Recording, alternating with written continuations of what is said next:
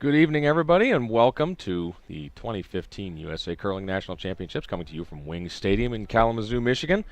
This is Sean Murray, and next to me, helping broadcast, is special guest Dean Gemmel. Dean, thanks for joining us in the booth today. Happy to be here, Sean. Thanks for having me. And our main event today is going to be the game between Kate Bert and Jordan Moulton, our first look at these teams. And let's quickly meet the teams. Hi, I'm Jordan Moulton of Team Moulton, with my lead Sophie Brorson, my second Carly Koenig, and my third Steph Bohan.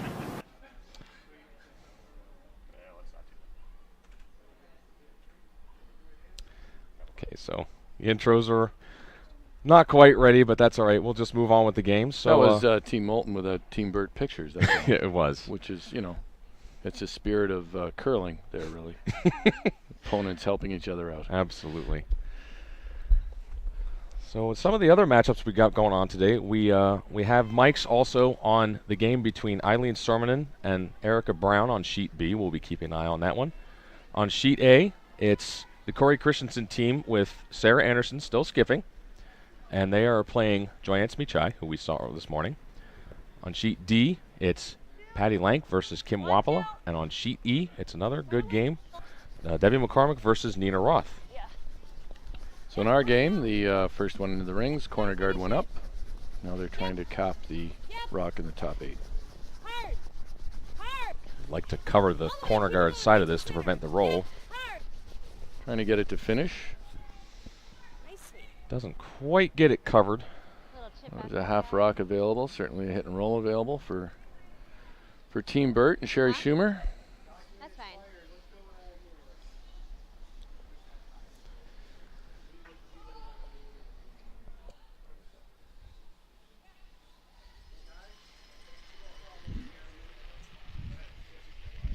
Six. 5, 6. So Kate is asking Sherry Schumer to Gotta simply go. draw behind the corner.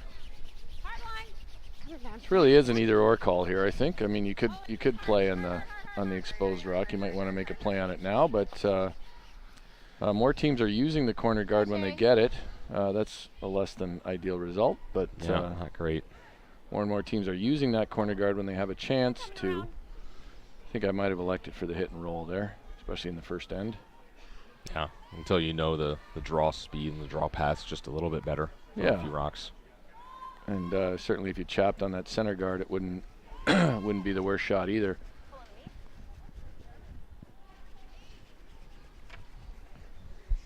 Eight, 9. Yep. Line only. Yeah, line. Yep. Hard line. Some serious heat you have below the desk here, Sean. Yeah, it's been really cold up here, and we got this nice heater working on us. We can. So for people at home, like, they should know that there's some serious. Oh, you don't have to turn it down. It's comfortable. I'm enjoying it too. It's cold here in Kalamazoo this week. This is not pleasant out there right now, and I like this city, but it's not its best face this week when it's minus 1,000. Good people though. So with a bit of a mess out front, Kate is going to ask her second, Emily Anderson, to run this guard off.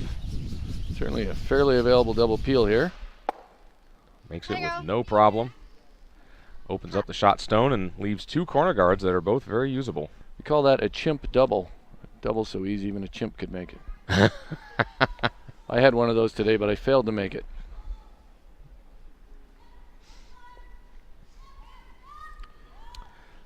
So this is the Team Moulton second, Carly Koenig. 3, 4. 3. Yep. Yep. Both of these teams in the event through the challenge round. Bismarck, North Dakota. Another warm, summery locale. Yes, the curlers, we like to go to these warm, summery locations. That's a good shot. Nationals next year will be in something pretty warm, Jacksonville, Florida. Yeah, be a change of pace for everyone. Is that the same ice? This one normal? Same weight. Okay. So Emily Anderson with her second shot. She is the older sister of Same. Sarah and Taylor Anderson of Team Christensen. The young Anderson dynasty out of Philadelphia, the Philadelphia Curling Club. Twins Sarah and Taylor. That's a nice shot there. Another really nice shot from Emily. Makes a couple of pistols. Double peel and then a double in the center. Emily making a statement 2 sheets over from her sisters.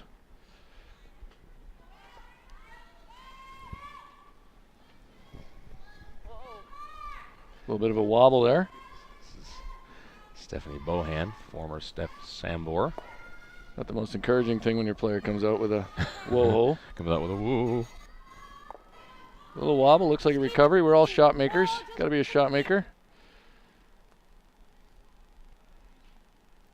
I mean, it looks pretty good. I think Jordan wanted this just in. And it's just in. Over curling a bit. Certainly a chance for a hit and roll behind that corner guard. It's hit and roll. Oh, it's going to roll big. That's hit and roll. Try the big roll behind the 2 or the short roll behind the 1. I think the short roll is certainly a... Short roll is much easier, I think. Yeah. Just our normal. So our first look at third Steph Jensen. Stephanie's another North Dakota product. Now living in California. Close. Close. No. Right off. Tracking a bit there. There are some spots out here that track a bit if you throw them that way. Throw the little extra weight, little extra weight, handle, and they just kind of run on you. Yeah, which is the surface here as usual. Dave Stevatag's surface is terrific. We, as curlers, can have no complaints.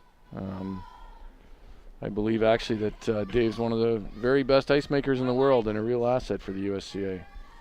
Yeah, every event I've played on where he's done the ice, it's just been fantastic. It's always lots of swing, which I love to play on. It's a lot of fun. And it's definitely no different here. And to Dave's credit, he's consistently improved as an ice maker too, I might say, as a head ice tech. We were here in Kalamazoo in 2010 and had some challenges, but now he seems to be able to handle just about any building we put in front of him. And he doesn't always have the easiest buildings for ice making. Well, for example, ones that seem to want to drip water droplets on the middle of the house. How that's happening, I have no idea, because it's, like I said, minus 4,000 out there. So I don't know. Somehow. Well, for now it's not happening, and we hope it stays not happening. We don't need a bucket gate 2. Yep. Hard. I think this is coming right to the nose, not making the roll. But it's good to stay, something that Jordan has to deal with. So fairly straightforward end here with the not a lot of the corner guards not coming into play yet.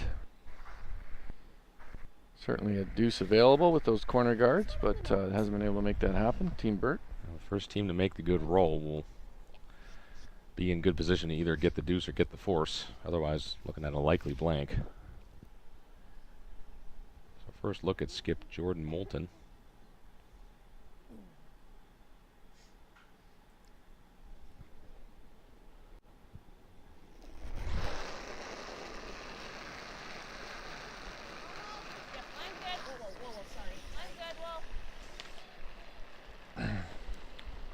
Probably a touch inside out from that early call of yes, followed by whoa whoa.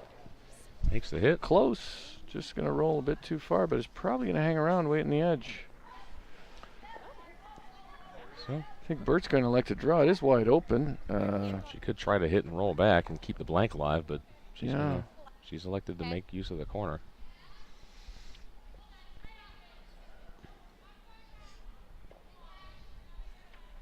Certainly staggered guards there. If she can get one buried, would be put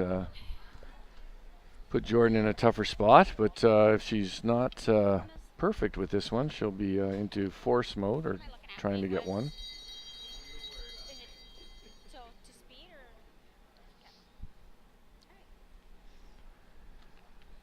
So Kate Bert's first shot. Sister of Allison Pottinger. And a similar delivery to Allison in some ways, interestingly enough. Got room. Tight. Yep. Go. Yep. Go hard. Yep. Sounds like the line is not perfect yet. Hard. Yep. This is Hard really over it. curling Yep. hard. Gotta You go. need to go to get it by. Yep. Gotta go. She get those tipped at all. Hard. Hard.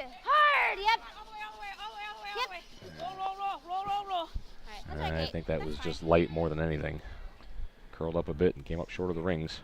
And now Jordan has an opportunity to throw an offensive shot. Bit of a free pass here. Get one in there and force Kate to make a tougher shot against 2. Don't need to bury, but you certainly would like to at least bury half of it. Yeah, you've got a good setup for a force. If you can bury it, you're going to force Kate to throw a draw to the forefoot, as opposed to any kind of an open hit.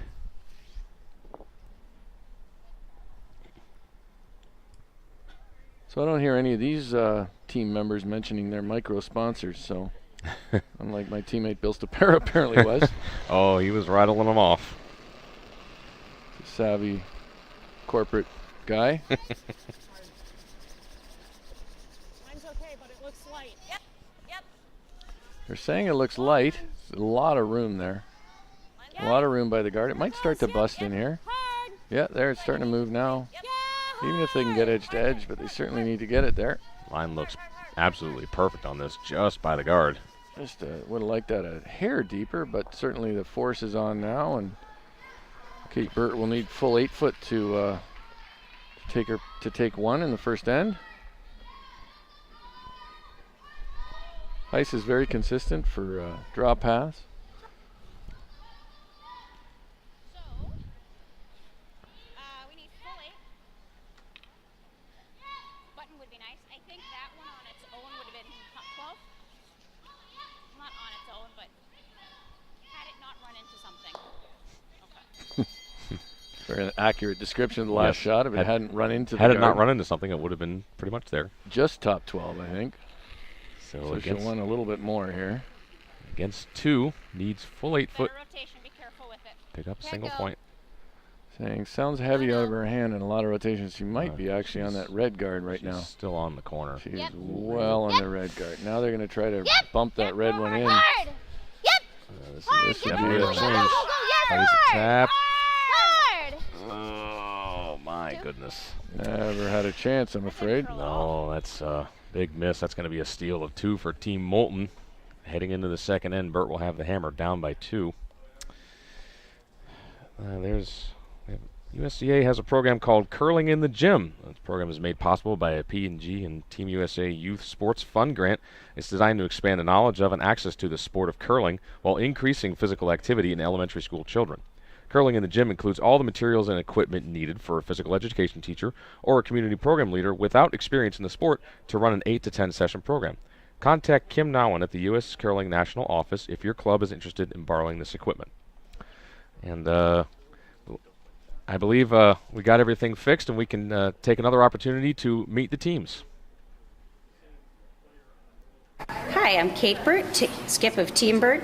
My lead is Sherry, my second is Emily, and my third is Steph. Hi, I'm Jordan Moulton of Team Moulton, with my lead Sophie Brorson, my second Carly Koenig, and my third Steph Bohan.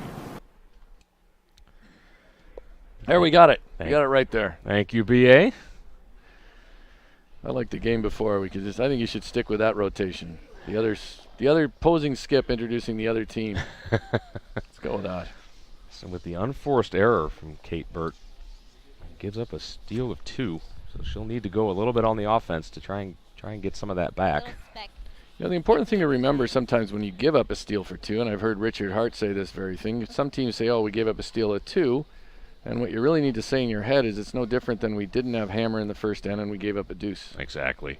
Just same exact tack. You're in the exact same spot, and if you gave up a deuce without, when you didn't have the hammer, you wouldn't be crushed. You might be, it's not the start you want, but you'd say, oh well. But sometimes when we give up a steal of 2 right off the rip, we think, oh my gosh, we're really behind the 8 ball, and you have to remind yourself that you're only down 2 and you have the hammer. Yeah, and on the scoreboard, it is exactly the same situation. And it's the second end. And you have 9 ends of curling still to go, plenty of time. Right. So I don't think Kate is going to get down at all. Just regroup and play well the second end. Hopefully get a deuce of her own. I have to take off my jacket. Nice shot. So Moulton's first rock goes into the top of the 8. Kate establishes the corner guard. Sophie Brorson will want to put a guard up of her own on her own rock.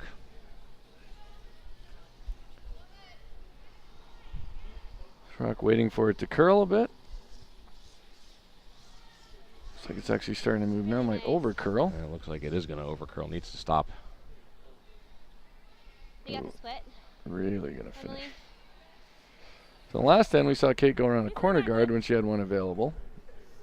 It's pretty tough to do that unless you go way out wide, and you got to have the broom out in the weeds to do that. I mean, I think you can roll under here. You could roll under Absolutely. half a rock even would be pretty good. Just throw, hack weight. The inside of it is all available based on how much curl there is here.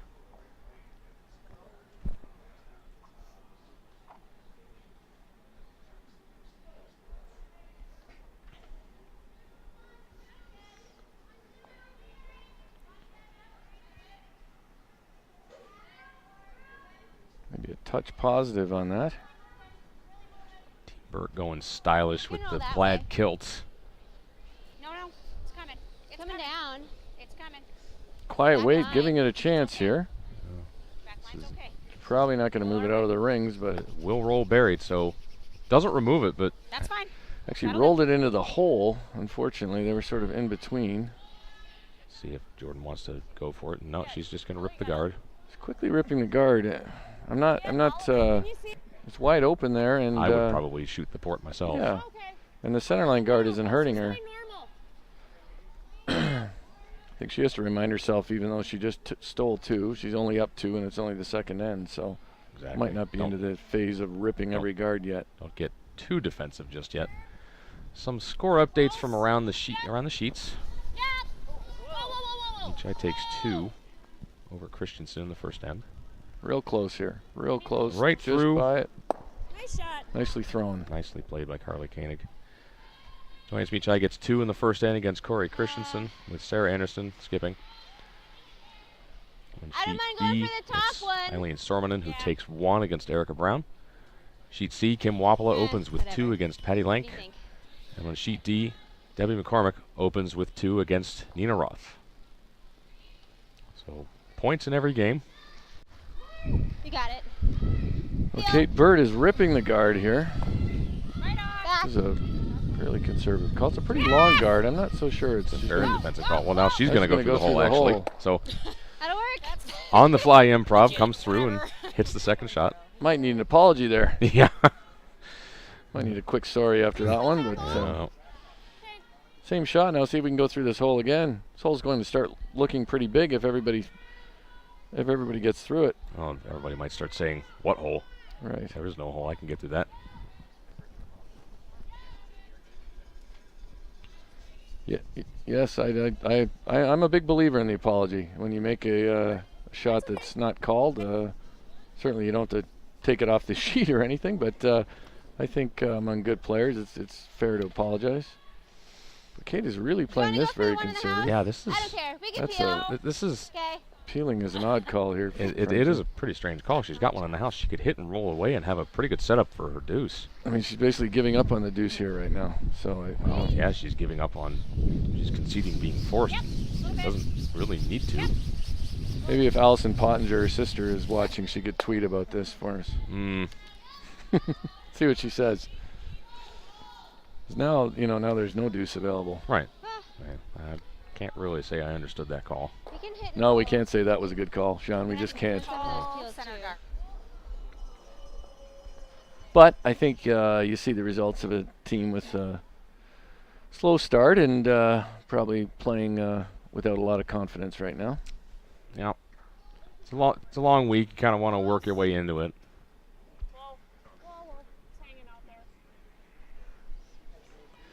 And just a reminder, anybody out there who wants to tweet anything to us, we're at 12th End Sports, or use the hashtag 2015Nats. Getting a lot of good comments from people. And you never know. If you tweet something, it just may appear on our webcast. If you want to tweet something directly to me, it's at Dean Gemmell, Gemmell. So feel free to tweet something there too. As soon as my phone gets charged up over there, I'll be looking at it. Brian saved me with a cord. So now Team Bert is in basically Yep. Whoa, the mode of whoa, normal. looking at getting one here. Normal. Okay. Just wide open, trading hits.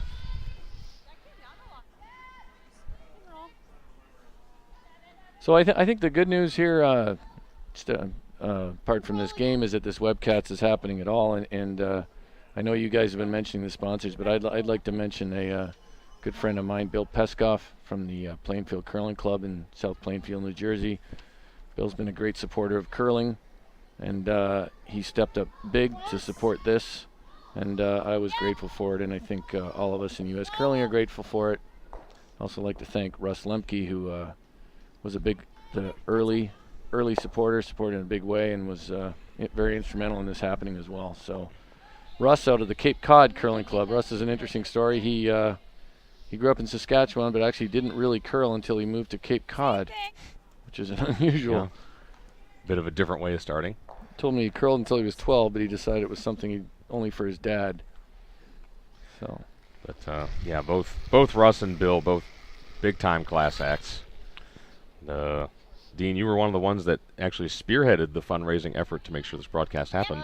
I did. We had a difficult budget year at the USCA. These things happen, and there's always priorities and issues, and the webcast was in jeopardy, and I suggested that I would spearhead the fundraising effort, and Dave Flippo of Alaska joined me in that. And I'm fortunate to count some good friends in the curling community. People like Ben Tucker and Rich Lepping, who's on the USCA board. Bob Bridgman from New Jersey, great friend of curling in the East Coast. Also, I should mention, Dave Carlson, the chair of the USCA. He was an early and substantial supporter of this effort. Okay. Nose is fine. Because of all that, you've got a webcast for everybody. Right now, we're watching on this webcast a force develop. Yeah. Force that maybe didn't really need to be, but such as it is. Jordan Moulton playing the open hit to sit 2. Not making any mistake there. And now, Kate is going to have a couple ops. She can play on the one that rings and try to get that short roll behind the yellow, which would be, she's going to roll outside.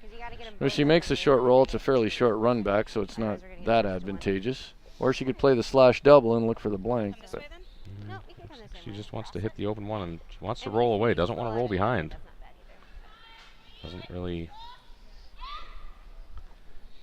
Doesn't have a whole lot of interest in forcing a too tough shot out of Jordan, maybe. We're gonna hit and roll under. Oh, she's going to roll under. Okay. she did motion to roll outside, but they're going to. Well, that's why we have the mic, so we can know what they're thinking. Right. I like rolling under. It is a short run back, but it's still a tougher shot than an open hit. You get a miss, you just might get 2 back.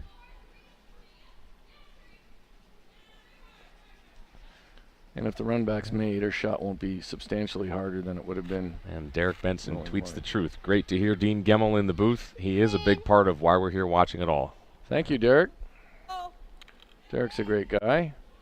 Derek spared for me once in the part of a season I played with Tyler George. I got hung up, and Derek spared for me out in the Open in Blaine, Minnesota. So he lit it up in the 4 ends he played. A little less, maybe.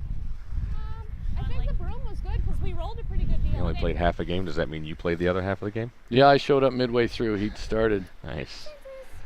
They were playing a junior women's team, so I was actually, and it was tight when I showed up, so close. So I was actually thinking I might just stay behind the glass. Yeah, you don't want to be associated with that. Nothing to be gained from that. So, but I went in and we managed to eke out a victory. So Jordan, who is showing no problem hitting and sticking here so far, so hit and stick, and Kate will have either a hit to just get her 1 or some sort of double if she wants to play for a tough blank. This is taking off on Jordan a bit. Might be rolling out. I think she'll still be okay, though. I don't know. It's rolling. They might want to have somebody out there to sweep that. Oh. Okay. Carly tried the anti-sweep to make it stay, but didn't really work. So Kate has the option of blanking now if she wants.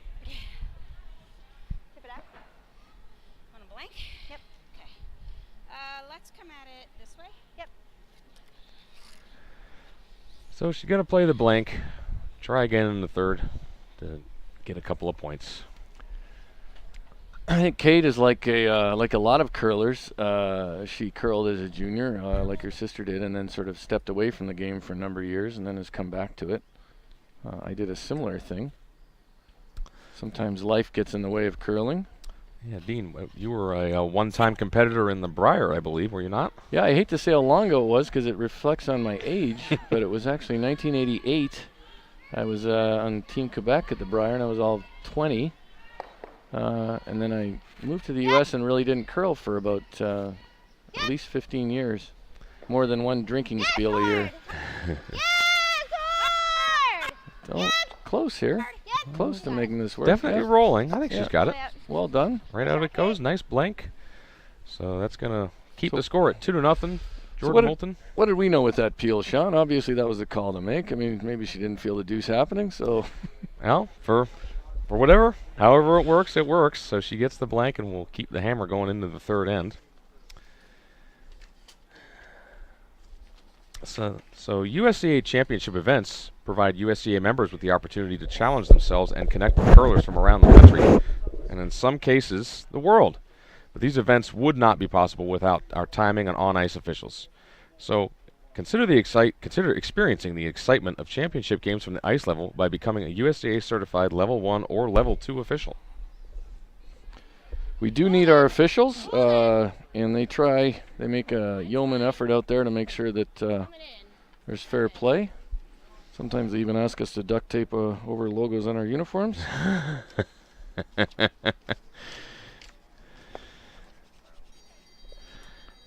Oh, look in on the Brown game. Taking a quick If you jam it on this one, that's fine. look at the Brown game, and that's Do the double, I think. you hear Tara Peterson is in there playing third Should go again with that way? Eileen Sorman and skipping. Just shoot Brown it. has the hammer and is sitting the Double one on this one. on the Yeah, we'll still be. just behind the tee line in the 4-foot, but with a wall of red Sorman rocks behind it. It's actually very difficult to remove this rock. We're doubling out this back one so that goes. And we're nose there. She's got to make a nice hit and stick. You know what I mean? Or I just don't want to get too cute. No, I don't like that. I'm thinking like straight nose. Yeah. Is it clear I'm this just way? worried I don't know, is it guaranteed to go over the top of that? Right. Yeah, you'd have to hit it pretty perfect. Right. So just pick it. Yeah. So And here. this guy will catch us. Yeah. Same weight? Yep. Okay. Not really simple. I think she can't hit any more than a third if she wants to pick it. It may still bounce off the one that's barely in play, but she'd be sitting 3 in any event. Yeah, her shooter should catch on her. She'll lose one of them, and she has that biter in the back 12. What you definitely don't want to do is just stuff it on that one back 8 on the center line, because that will likely leave Erica with a nose double for 2. So Eileen's going to throw a bit of weight at this, try to have the wrong rock. pick it clean. Yep. Oh, Eileen just threw the wrong color. She just threw a yellow-brown rock. Yeah. So we have to wait and switch the color of rocks. Okay. That's This the is my embarrassment rock. for the front end. If they set it up, I can't say that I've never done that, but it's horrendous when you do. Yeah. Stop her. If you're the lead or second and all you have to do is set up the rock and you give them the wrong color, it's Yeah, I heard Monica go, oh, and I was like, too late. Did you Yeah, I bring think- that rock to her? so we can blame Monica Walker for She's putting the come out wrong like, rock we're in front of the hitting a yellow hack. rock with a yellow rock? I heard you go, oh, and I was like, Yeah, and under the rules of thinking time, both clocks stop for this. It used to be under the old timing rules that the team that threw the wrong rock is the one who loses the time. But under thinking time, both clocks stop until the replacement is done. Good girl. You know, I did that at the 2012 Worlds to Heath McCormick, and there was far less laughter that ensued afterwards from Heath or anyone else. I can only imagine. Can't stop. It's not the end of the world, really. Just It go just with it. you just feel a little bit silly. No, yeah, it's a little goofy. It's like, but I heard Monica say by the time they realized it was the wrong color, I Right. think Eileen was already out of the hack. So at that point, you just have to let it ride. There is an odd moment when you actually a brief half second when you wonder what you're doing all of a sudden. Yeah. As you appear to be hitting the wrong color. But yeah, all things considered, back in. And here comes Erica Brown with a having to make. She looks like she's going to elect to. I think she's electing to hit that. Yeah, that looks like hit ice to me. Just a nose hit will get her 1. Certainly roll inside and make it, but Erica, of course, has a lifetime of making these kind of shots as a skip. Right to it. And she looks like she's going to make no mistake here. Right on the nose, sticks for 1, so a 1-1 game. And we will keep our eye on that game as we go. I haven't seen much of Erica's team because I haven't seen many women's draws. Any of your thoughts on their team, Sean? Have you had a game with them? They no, they haven't been on the webcast yet. From what I've seen of them, they've been shooting pretty well. I mean, both of these teams are 2-0 right now, so they've had a good start. But one of them's going to take their first loss. Erica, of course, out with a young team this year after being at the Sochi Olympics. She's carrying on with this young team, and actually, I guess the only member of that 4, that the other member, Deb McCormick, is skipping another team here. 4. And Swiss Helm and Jessica Schultz not curling this year and part of the USCA coaching staff. Jessica Schultz, I believe, just taking the year off. She was going to maybe do the high performance program, but just had to back out, didn't really have the time. So just taking it easy for a year. Yeah, I think Jessica needed a break, which happens. She's got a lot of curling years ahead of her. I can certainly understand that. Erica Brown will be on the ice on the webcast tomorrow morning at 8 o'clock against Kim Wapala. Followed in the very next draw by her brother Craig at noon. So we'll get back-to-back Brown action tomorrow. 7. Craig Brown, actually a sponsor of my team in this event, Back up. for the rich sum of 5 EQ heads. Very good. Big dollars. Big bucks. And for that, I'm going to have to bust out that pseudo rink rat. Yeah, I was going to ask you about that. I was hoping you'd break it out in the first webcast game we did, but I know the arrangement, such as it is that you got to break it out when you play Craig. Yeah. We'll have to make sure we have the mics turned up so everybody at home can, if they've never heard the pounding, deafening racket of a rink rat. Yeah, I wish I could make a little more noise with it than I do, but yeah, I used it in the practice on a couple shots, and I was fairly gassed afterwards, I'll tell you that. Yeah, if anybody who hasn't seen the action required to work one of those, if you think regular sweeping is tiring, you haven't seen anything. The one difference was back in the day when they were using those, they didn't have this great ice that we have now, and you weren't sweeping a lot of draws for 20-plus seconds. There were a lot of 8-second takeouts, Right. which certainly would make it a little bit easier, although certainly there were plenty of guys with hands that were bleeding, and gosh knows what else. It's certainly not a very efficient model. No, definitely not. I guess we could talk about this game a bit, couldn't we, Sean? Probably, yeah. We've kind of gotten a little sidetracked here talking about all kinds of fun stuff. One in the back 8 there, and Moulton trying to cap it somehow, probably in the rings maybe, but Line's a little tight. long-time lead for Kevin Martin. His pre-2010 gold medal team was Don Bartlett, and he used to put the odd one in the back 8, and they used to call it a Donnie B3. Turn into a 3. When they had last rock, that was. Right, sure. Different situation. Yeah. So with that stone coming short, Kate's going to elect to draw around it, use it. Not so sure. Yeah. Oh, That's what she motioned. looks like a lot of ice to get to that one. And it's just ended up. Still looks like max ice for sure. In turn draw. You could leave this a little bit open. That rock in the back 8 is a jam possibility too. She could leave it in a good line for a jam here. Just remembering her earlier one that tracked in her last rock that didn't track and hit the guard on the high side.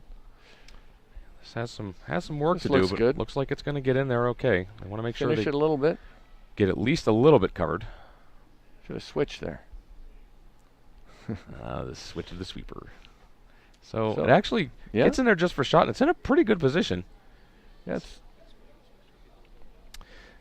So So what's yeah. the switch, Sean? Explain the switch. Well, the switch of the is sometimes the players will hear the skip say switch, and that basically means whichever brusher is sweeping in front of the rock, they want the other one to take the front of the rock, because the idea is that on a sweeper's downstroke, which is away from their body, there's more power in the downstroke than the upstroke. And the thought process is that the downstroke more determines the influence of sweeping upon the curl of the rock. So, for example, if a player is throwing an in-turn, or we'll say a clockwise, and the sweeper on the left of the rock is closer, then that one, if they're sweeping closer, will actually help to accelerate the curl because the downstroke is away from the body, the rock is curling away from the body. The two will add up and increase the curl. On the other hand, if the brusher on the other side is close to the rock, their downstroke is going against the direction of curl, and theoretically that will hold it straighter. So when the switch happens, it's normally because a rock needs to bury, and there's lots of room and that sort of thing. And we usually start up set up to resist the curl with the sweeper next to the rock to resist the curl, and then if you need it to sweep or need it to curl, that's when we call for a switch. Exactly. Not the easiest thing to explain. And yeah, it's tough to explain. It's easier to see in action, I think, when a team actually does it, and then you watch it a few times, and then I think you get it. I personally am not completely sold on whether it makes a ton of difference. I don't know if studies have been done that prove it makes a difference. Maybe so. But I know a lot of teams use it, and it certainly isn't hurting anything. I actually believe it. It does aid, and I think it's a good thing to do. And even if it doesn't, I like the fact when I played front end, I like the fact that it was another thing for me to think about, and sort of kept my head in the game. Mm-hmm. And I'm a big believer in sweepers or brushers really being engaged in all aspects of the game, and I think it does that.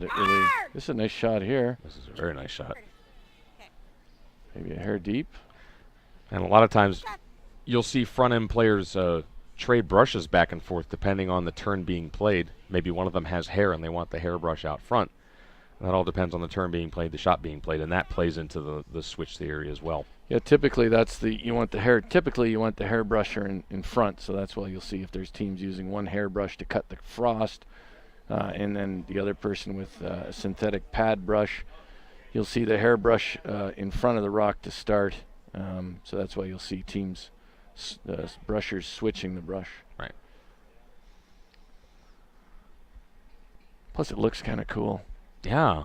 Tossing the brushes back and forth. Looks all professional. If anybody's watched the Team Stoughton of the 2011 World Championship, that team was probably one of the best brush switchers ever. Tossing the brushes. They would throw them midair, catch them like they were nothing. They were juggling knives. Unbelievable. John Meade, Jeff Stoughton, Steve Gould, and Reed Carruthers.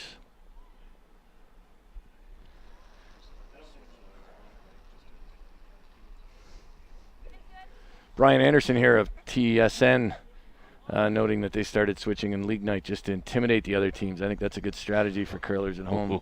Start switching, especially if you know, even if you don't know when you're to switch, just switch anyways. Call for it. Oh, yeah. Switch. Just make the other skip think, huh, what? Am I missing something? Call the switch. Ooh, this is a nice looking rock really here. Nice shot from Jordan. Very nice. Makes the small tap, but sits pretty much as dead center of the button as you can possibly get. That is right in there. Well. Difficult, of course, to remove now. She can I think our best shot is just to move it back. She's probably going to spill off her own, but just move it. She can almost get to nose the way it curls and move it a few feet back. She can probably almost get inside a nose and tap it back and miss her own. Yeah. If she elects to. It's certainly not easy, but definitely makeable.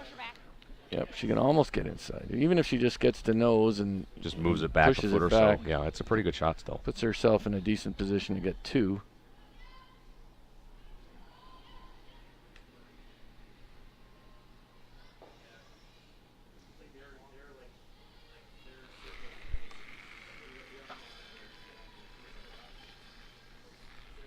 Looks like it might have been a touch full out of her hand, but sweepers, I think, are going for weight. She does need to move it. Yes, go. They need to go for weight, but unfortunately, she's got a lot of curling to do. She's really got to finish. I think she's thinking, she just corners it now. It's not. All the way, all the way, all the way. You don't want to bounce on it. Kind of bounces the wrong way a little bit. I think they would have been better off that one, even if it finished but didn't bounce. Let it come up to the nose. Yeah. But Jordan can remove this and roll on top of her own, Kate's going to have a really hard time even scoring. Yeah, I think if Jordan can get a half rock roll here to the inside, Kate won't have a shot to score. Apart maybe from that angle run. No, you don't. I just like the guard. Oh, they're going to play the guard. Not sure I can endorse that, but I'm not out there, and we always know it's different when you're out there. That's right. And guard isn't it isn't too bad. I mean, it's tough to use that red to score more than one anyways because there's another red behind it. So, if it over curls a bit, Jordan's not going to mind that too much. Kate will still have a shot for one, albeit a tough shot. I mean, she might actually, she has to make this guard first, and then we'll see what she has. One thing that people who don't play on this sort of surface all the time might not know is that guards are not the easiest shot on championship ice because you really have to throw it to a spot the way these rocks finish and curl. It's not like you might get on some curling club ice that runs straighter and your line for a guard is 10 feet. Right. Difference here, you really have to almost throw it to a spot. Yeah, she won't. These rocks move almost sideways at the end. She certainly won't want to. Well, she's going to end up almost with the shot we liked. Well, it's actually pretty good. Right. Because I'm not so sure what she does here now. Well, the only shot I see for two is a run in on one of those corner rocks. Yeah. Back 8. Tyler George asking me in the booth, asking me if I had any logos on my uniform. I don't have my uniform on. Oh, it could have been. Yeah. Slimming, Tyler, black. I'll stick with it. Yeah, it's a little snug. Got to medium. Oh, we're going to have Tyler George. Oh. Welcome, Tyler, to the booth. Third for Team Schuster. Hello, gentlemen. Guy Good. I played with last year and had a heck of a good time playing with Tyler. Yeah, we did. It was a blast. So he's happy to have him here. Never know who's going to drop in. What are we watching? Curling? Watching a little curling. We Kate are Bert actually. with her. Oh, perfect. She's got a. If it really busts, she might be able to get to here, but it really gonna have to. I think it hooks enough. It's Yeah? definitely not easy. This thing is overburied by at least half a rock. She papers that guard. I think she can move it just. Do you hear how she described it? We have to get pretty friendly with Pretty that guard, friendly, pretty close yeah. to it. That sounds like a Kate thing to say. That is a Kateism for sure. Well, it's overburied by almost a full rock. Boy, this is not easy. Yeah, it's overburied. You're right. She has to get. Oh, She might have to get more than friendly with that. It She almost- doesn't think she could get there with the out turn, huh? I don't think she can. I think if she would probably curl. Well, it might go. It's tough for curling two. away from it though. So I don't know. Gonna give it a go. Might have to go through this guard actually. Lot of room, guys. Lots of room. she can't. She's got to get really Lots tight of to it. room. This really have to This is bust well here past. now. I don't think it's gonna warp that much. It's gonna hang out there, and it looks like that'll be one for Yeah, that's gonna Team be Moulton. another steal of one. Team Moulton will take a 3-0 lead as we head into the fourth end of play. Can we take selfies in the booth here too? Of course you can take selfies in the booth, I no think problem. We look pretty sweet with these things on. Pre-registration for the Arena National Championship is currently open. The event will take place July 16th to 19th in Cedar Rapids, go. Iowa. Please remember to register your club's interest by March 13th. Contact Jenny Bidas at the U.S. Curling National Office with questions. You got to get your head in there, Sean. I am. Look at that light. Ooh, there we go. I got to get me in there. There we go. All Nice. right. Perfect. Nice booth selfie. Thank you, Tyler. This is a real meeting of the minds in here. Oh. What through. It's a little bit scary, I'm actually. surprised Tyler doesn't have a selfie stick. He should. So over on the left, you can see the positional statistical rankings of each of the players here. That right now shows the fourth rock throwers. So far, the top-ranked fourth. Now the thirds. Top-ranked third is Sarah Anderson for Corey Christensen, even though she's now playing skip. Having a good week so far.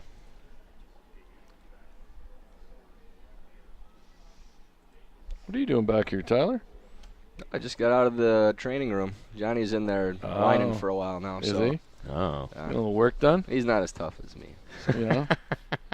Apparently, I got a little tear in there somewhere in the quad. Uh-oh. Tear in the quad? Yeah. You want me to work it out for you up here right That's now? actually why I came in. Oh, Yeah, boy. sure. Because Anna didn't work it over hard enough. Yeah, well, we know that's not true. I'm a non-certified massage therapist. I might remember that from last year, too. Whoa, here we go. Too much info already. Now it's working. Now it's working. So some more scores from around the sheets. The Corey Christensen with Sarah Anderson skipping. And Joanne Smeechai game is all tied up at 3. Christensen has hammer. Still 1-1. Eileen Sormanen and Erica Brown. Oh, actually, they just kicked the rocks off and somebody scored. I don't know who scored what. So is this the second game that Sarah's skipping? Did she skip this morning? She skipped this morning, and it's actually my understanding she's going to be skipping the next 2 games as well. Huh. So As they use a rotation with that team that's headed to the World Juniors shortly. So they're putting up the score on the Sorman and Brown game. Erica Brown steals 3 against Eileen Sorman, so that'll be a 4-1 lead. Ooh, Deb must have thrown a meatball over there. She was playing a double. Gave up a 3. They were only sitting 2 before she threw. Deb McCormick and Nina Roth. And Nina Roth takes the 3 spot in the third end and leads 3-2. Patty Link steals 2 against Kim Wapala and leads that game 4-2 in the fourth end. There's been a lot of big ends early in the week out here, too. Tell you what, we just Both missed sides. a lot of big ends up here. We didn't even see these going on. This Focusing on I'm our too sheet. busy taking selfies. and stuff. this morning we saw a couple of 5s. We saw a couple of 4s, a 3. There was a bunch of points scored this morning. So Jordan Moulton's in the rings, and now Derek Benson. He was wondering when you were Well, going to make an appearance, Tyler. I won that bet. I had even money that Derek was going to be the first to tweet in as soon as I came in here. Well, money. was that a Money bet? is always good. Was that a bet with Derek, or was it? Nah, it was just with myself, but Yeah, still. there you go. So that's why it was even money. Tough to lose those ones. Tough to lose them. Yep. It's Kate Bert putting up the corner guard. Jordan Moulton a little deep and would like that in the top 4, but up 3, she'll take that. Sweep it. Nice shot. Dean, have you found that there's been a little bit of a straight side, swing side on almost every sheet so far, too? Not that it's straight, but both games it was the opposite way from the first game to the second game, but we had a straight, quick run on that on sheet, where were we, 2, I think, first game, where it just kind of ran. Yeah. Didn't finish up. I didn't find that as much on sheet C last night, but today on sheet A, I guess I was on against Heath McCormick, and not that that was a difference in the game, of course. We weren't very sharp, and I wasn't very sharp, but there were a couple spots I got fooled on where they sort of looked like they were going to make a move and then wouldn't, and then a little bit in another spot towards the wall, it did start to bust. 4. Okay. Nice. 5. But Is in that general, have we seen the same observations from the booth from sheet 3 too, Sean? Yeah, it seems like I know definitely this morning Debbie was having a little bit of trouble with some lines running straight, and then the other line would really curl hard. It was giving her fits at times, making not difficult shots. So it definitely seems like there's tracks here and there for sure. We actually thought, especially this afternoon, that it straightened out and quickened up in the last 5 ends of the game. Not just that normal 6th end, speed that you see, but throughout even the 11th in our game today against Ethan, there was a couple tracks in particular that actually were maybe a solid second faster by the end of the game that they were at the beginning. You suppose that's a symptom of some of the games ending and you being the last game on the ice? Possibly. Surface getting colder, maybe? But we thought that it was that way in the 6th, 7th, 8th, too, when all the other games were still going on. Okay. So not the normal late fudge that you see in the slide path at all. If Okay. anything, the center of the ice has been quicker. Really? Interesting. Okay. That's very interesting. Sherry Schumer made the nice draw around the corner here, and now it was peeled out by Team Moulton second, Carly Koenig. But now Kate's going to replace that corner guard with another one. They do have their setup for 2. If everyone plays out the rest of the way. That's A lot right. of rocks left, but Yeah, they have Keep to guarding this. keep protecting this rock. She did briefly consider hitting the yellow, but awfully early to do that in the end this versus is guarding it. the right pick, yeah. Yeah. Yep, a little bit. One of too tight, but Real good. So there might be an opportunity to peel that and pick it, but not easy. Might be worth a try though. I would try it with a 3-point lead. Make sure you get one of them. Straight peel is probably fine. Depending on how comfortable she is with Steph's up weight here too. She can roll into the rings because that one is maybe a little tighter than would have been ideal. Yeah, I kind of like that. Roll in, bring a second stone into play. I might play this with the out turn, but... Uh-oh, I'm getting some Twitter love already here. Look out. Oh, here we go. I don't think it's on the feed, but... Oh, I got my Hollywood friends saying I need to spend more time in the booth. I don't think we need that at all. I don't know. I don't think it's so bad. Okay. Ooh. Nice double on the run back by Steph there. Well, as I said, it was available, and she went and made it. Makes a good shot. Yeah, Richard, TJ, you got to... what's the hashtag they need to put on there so it gets on the feed? It's hashtag 2015 Nats, N-A-T-S. Right. You boys heard that. Right up in the upper Get right that on corner. there. Get me some more pub. Where? So that's nice double by Stephanie, but that leaves the other Stephanie with the opportunity to draw around that rock. I don't think the double and the peel was ever really there, so she got one One of the part of other. the equation. Yep. Got tons of room. Yeah. And this rock has a long way to curl and might be exposed. Yeah, It is just now a try and better get this rock, too. try and get this buried, even if it's deep. A little bit more. A little bit more. Real good. A little teaser. Gets just a piece covered, mostly open.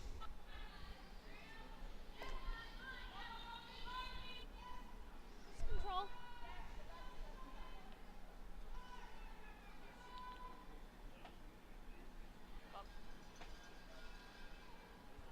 Dean, did you look and see what fantasy team you're on for that Hollywood fantasy draft they had? I don't know whose team I'm on. I think they would have been relatively pleased after my first game, but not so much after my second. So I don't know how I'm doing for that fantasy draft. I like that idea, though. It's a great idea. I Fantasy love that people killers. are doing that, too. It means Yeah. everybody's paying attention to what's going on. I think maybe we should start our own website to do that next year. Nice shot. And then pick ourselves and stuff. Yeah, or pick others. Boy, the way I'm throwing my out turn, I better be a late round pick. Oh, all right. Hypothetically, my out turn's fine, Okay. as far as you know. So Stephanie Bohan dispatches with that stone behind the corner guard, and now we're Kate Bert is going to try to get it around it again. Maybe a little better this time. Third Steph Jensen. Yep. Rock's on its way. Might be curling early here. Gotta go hard, girls. Yep. Hard line. I think they have to Really go got for to go weight to here. get this too. one. Hard. It's a little tight and a little less Wait's positive. close if she can get by. She's She's all over it. the guard. Whoa, whoa, whoa, whoa, whoa, whoa. It was really just a little bit light more than anything. Probably a bit tight, too. Haven't really seen the big carve to the outside of the ice playing inside out that we've seen at Nationals in the past either. It's No. kind of more a gradual curl to get underneath. And it'll still finish okay, but you know, in years past, you know, you start anywhere close to the center line and it's just going downhill to the wall, and Yeah, I haven't it's- really seen that yet. It's almost falling into the side, and we're not seeing that at all. Yeah. Well, it's typically usually early in the week too, when the rocks are especially sharp, that we get the big finish, and then they settle down a bit as the week goes on. Right. If anything, once you get towards the end of the round robin and the playoffs, then we're getting less of that. But with it starting maybe closer to what it would have been for the playoffs in years past, it makes you wonder what it's going to be like once we get to the end of the week. If we're still Well, I gonna was have just that up curl. here, Tyler, praising Dave Stevatag and the. Oh, that's not a complaint in the least bit. You No, know, I know. If anything, you prefer it this Yeah, way. no, I think it is a little more reasonable maybe, and Yeah. I was just saying that I think Dave gives us as good a surface as any Oh, yeah. country gets in the world. So Dave and Dave's his team. fantastic. You'll never hear any complaints from me on him. Absolutely. I was saying earlier, I've loved every Not on Stabatag the mic. surface I've ever played on. Yeah, he's been great. They always do a fantastic job with the ice. Yep. Yep. Come on, guys. Hard. Keep it going. And if anything, you know, it really doesn't matter one way or another as long as it's consistent, which it has. Exactly. Okay, that's good. Great weight. Jordan drops this one into the top 8 foot. Sits 2. Just off nose. I think we should hit now. Unless Kate might not have much of a choice but to I think play a she- double and She kind of has just to. make sure you score here. It's still early in the game, even down 2 without in the 5th end. There's a lot of game left. Yeah, Steph Jensen was suggesting that I think we have to hit here now. Yeah. So I think I I think when you're down 3 in the 4th end, it's just imperative that you score, even if it's just a single here. You got to score. I agree. Just get on the board and change up the pace. Throw a couple guards without the hammer in the next end. See what happens.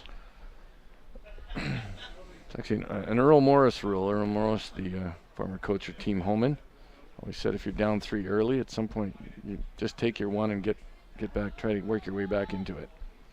We generally always look at it as if, if we could score 1 every end, would we still win the game? Then you're still in the game. Right.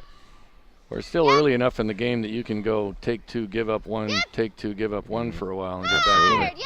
Really important to stick around here, too. So at least They're you going make for the play back one. something. She's not going to get it. They're just playing the back stone, huh? Yeah. Maybe, I don't know that they were playing it out of hand, right? They were still playing Yeah, the double. I'm not sure which one they were actually trying to hit. I don't know if Kate was trying the double or not, but just gets the top one and rolls out.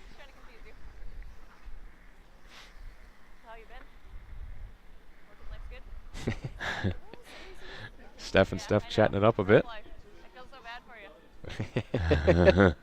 Nobody feels bad for Steph. No. She's living the good life on the West Coast.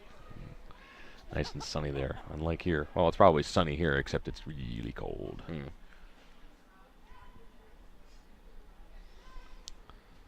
So Jordan Moulton's final rock of the 4th end. Probably won't be disappointed putting it back where it was pretty much. Yeah, Or even a little more in replacing it. front of hers. Courtney just Replacing made a it. good shot. I have to say that because Derek and Mom and Dad are all watching. So Courtney just made a nice draw, guys. All right, back to sheet 3. This one is a little wider out, a little wider line. Might make Kate's last considerably easier. We've got Team Hello Curling, who is anointing Tyler the John Madden of curling. Wow. Is that a compliment? I'm not sure, actually. I tell you. I mean, he's a legend, but he's kind of a goofy dude, too. I guess I could accept that. Yeah, I think that tells you all you need to know. I've been called a lot worse than goofy, so it'll be fine. I'll take it. Thanks, Hello Curling. So, Kate Bert's last shot. She's got open hit. Stick around, take 1. I almost might say go ahead and score and get rid of the hammer and see what you can do without it. Probably similar weight here, too. I would, yeah. What she just threw. I would think so.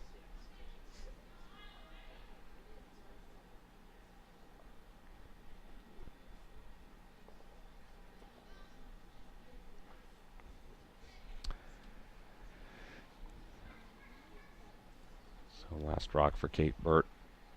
Hit and stick to take 1. Whoa! Ooh, Right off. No. a little more weight than she just had, too. With the right-off call, never what you really want to hear. They might get a cheap double here, though. I think she's Accidental okay. blank? Takes 1 and Wow. sticks for 1. Gets herself on the board in the 4th end. She's Well, gonna- thanks for letting me play for a bit, boys. I think we're going to go get off our feet. John should be just about done crying in the trainer's table now. So. All right, thanks for joining us, All Ty. right, Good take luck. care, Joining us, fellas. Tyler. So Kate. So Jordan Moulton will take the hammer for the first time in this game in the 5th end with a 3-1 lead.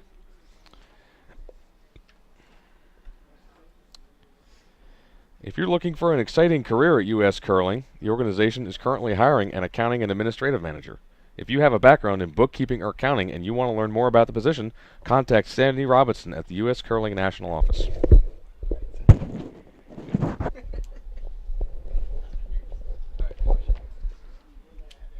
Are you applying for that, John? Am I applying for that? I would. I thought about that earlier, but I have less than 0 knowledge in either bookkeeping or accounting, so I would say I'm probably not qualified. You wouldn't be the ideal candidate. No. Nor would I. I would certainly learn it, but that doesn't mean I actually would know what I'm doing. Center guard. It'll finish.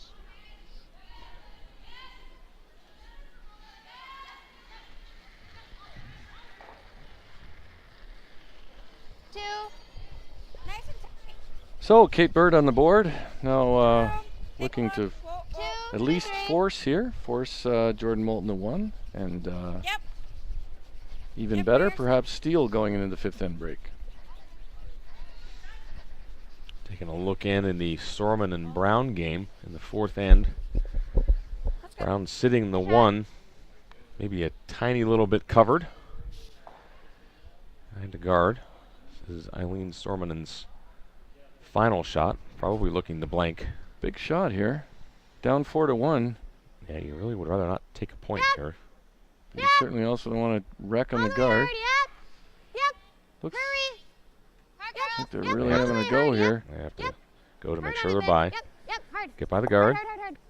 And roll, and Nicely done by Aileen. leaves the house, no problem. So blank end. Brown will maintain the 4-1 lead heading into the 5th. Sormanen will have the hammer again. A couple other score updates. Corey Christensen with Sarah Anderson skipping. Takes 2 in the 4th against Joanne Smeechai and has a 5-3 lead. Kim Wapala takes 1 to narrow the deficit against Patty Lang. Patty with a 4-3 lead and the hammer playing the 5th. Just tea. Throw tea. The game between Deb McCormick and Nina Roth is still in the 4th end. They're down to the last couple of skips rocks there. We'll have an update for you when that one concludes. Where? 5, 6. Here. 7. We're 7. Yeah, she's there. 7, 8. Richard Cruz. Coming down. Oh, definitely. I love it. She's there. She's there. I love it. Coming up at the 5th end break, we're going to have the skip of the newly minted U.S. Junior Men's Champions, Ethan Myers, joining us. I have a couple of questions for Ethan. He's back here behind us in the booth right now. Played Ethan last night. They'll be awfully good representatives for the United States. Yeah, we were keeping an eye on Ethan's game against John Schuster earlier today. Gave John all he could handle, took him all the way to an extra end. 7. Oh, got room. 8. Sophie Borson at 69% so far through this game. Lead for Team Moulton.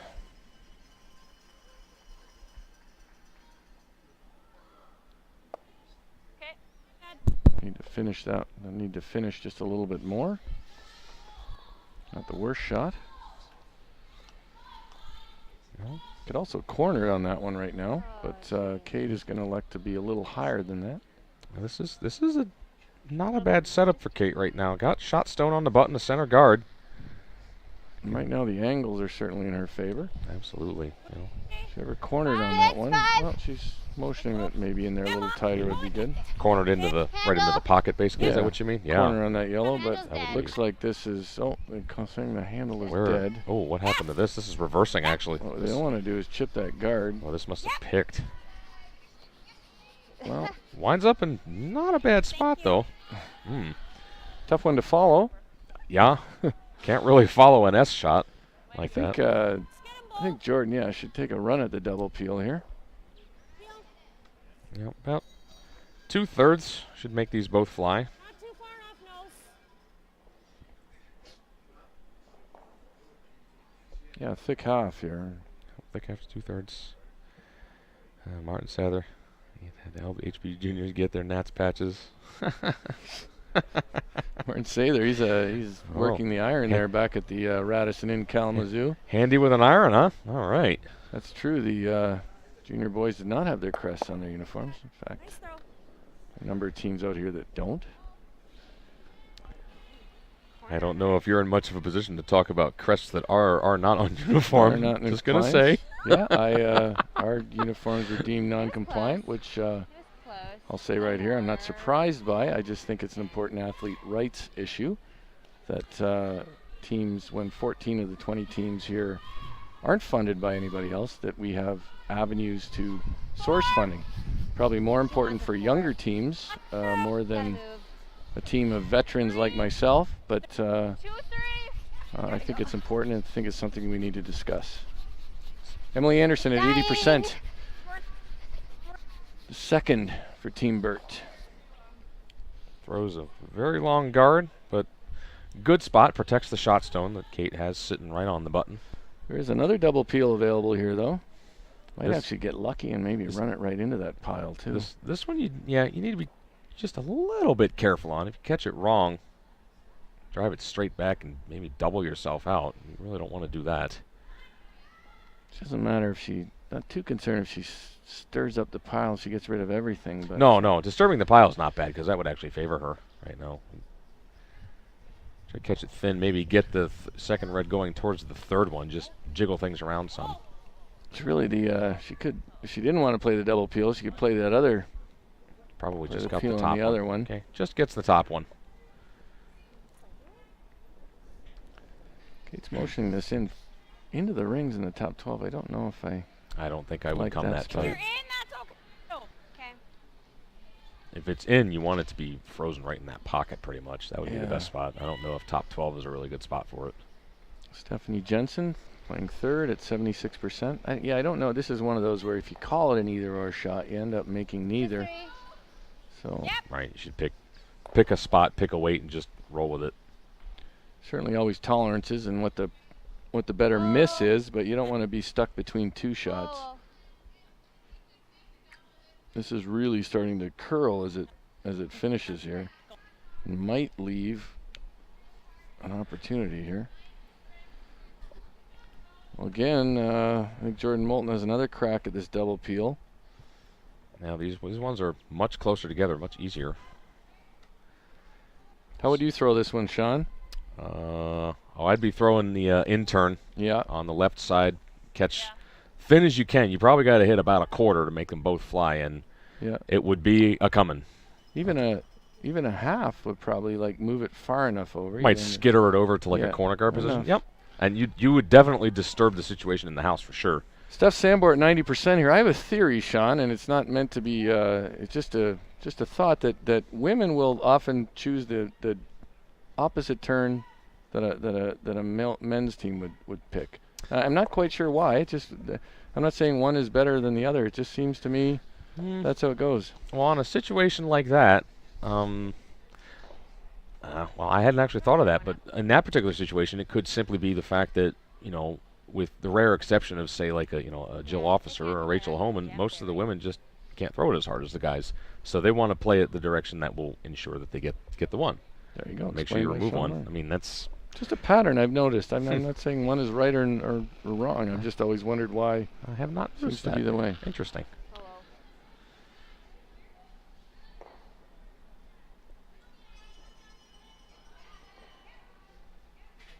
I mean, I think if she could get half around this guard would be pretty good, but this is really hanging out there. Yeah, this is given where this is, I would be taking it past the pile. Yeah, you wanna don't leave it want to next leave it to in it. a spot where she can No, Hard, yep. it's not heavy enough for that. give her Ooh, that kind of gives Jordan an out. You might, if you play the double, can you squeeze the red between those yellows? It's close. It's really close. I don't know if she's looking at playing on the guard again. I don't know. I think this is your opportunity to maybe take a run at that Me too. I would shot stone. at least skitter it off of the button, open up the scoring area just a little bit. I think you could at least leave yourself lying one. You'd probably jam it on the other one, but then it would might end up behind your stone. Exactly. Which Might wouldn't end be up the worst thing. Frozen right behind yours Yeah. and protecting it.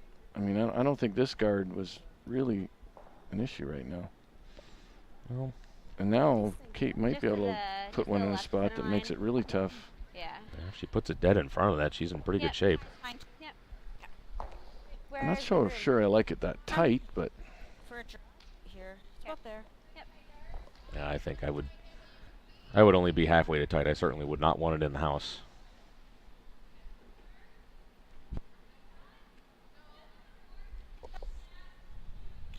A 3 would be better than 2. Just because it does curl quite a bit, but just touching center on your side. this sheet, the center sheet, definitely has a little more movement in it than the outside sheet A that I played. I played C last night and A this morning against my old teammate Heath McCormick. Showed me why I enjoyed playing in front of him for so long. But How's that? probably taking almost a foot less ice for this Yep. shot on the outside sheet. So 1, 2, yep. 1-2. That's, Whoa. What she doesn't want to do is over curl. Yep. yeah, you got to make sure you're covering the shot stone. Yep. It's Little more. split time of Little more. Yep. 4.12 seconds. Pretty quick. More. Easy, easy. Okay, good shot. Right there, she sounded like Allison quite a bit. More. I've heard that before. Oh, is that stone available in there? With the outturn? Outturn down the pipe there? It might be. I really think it is. You got to throw... I mean, the one to miss is the one on the right side. Yeah, you actually need to play it tight to the right one, right? I think it's definitely open, though. And even if she... I think you need to throw at least, I would probably say, control weight. Yeah, control. I think normal even normal, yeah. Basically, whatever, broom it to just barely miss the stone in the 8-foot. Basketing that up the front. Let's hear what they're talking about. Coming in this way. Because then if you're tight, you get one of these two, which isn't bad. Okay. What kind of weight?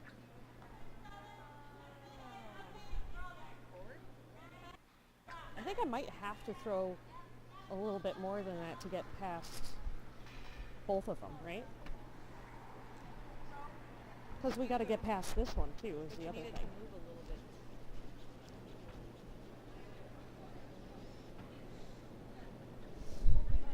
Do you have any air on this side?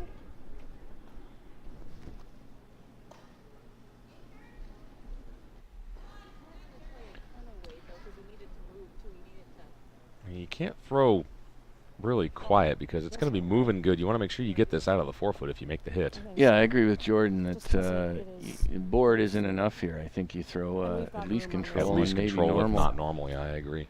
Whistle it through there. It's certainly available, and you'd probably, if it finishes a bit, you might get lucky and only tickle your back one. That would be a huge. You might even be able to roll actually sort of cornered on your other one. I'm not sure. Even if you nose, it's a good shot. If you nose, she can't nose back and be shot. Yeah. Kate Bert. So yeah, saving the back one would be a tremendous bonus. She's suggesting that she's going to throw control, which I think is the minimum weight here.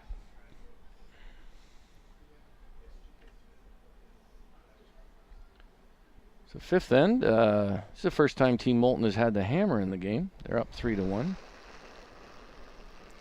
Rock's on its way. Maybe a hair inside out there. Starting to move now.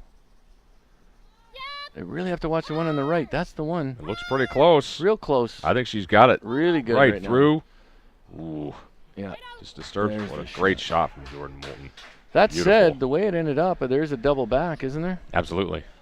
And they did not move that Bert stone all the way out of the house Yeah, either. But that double might jam.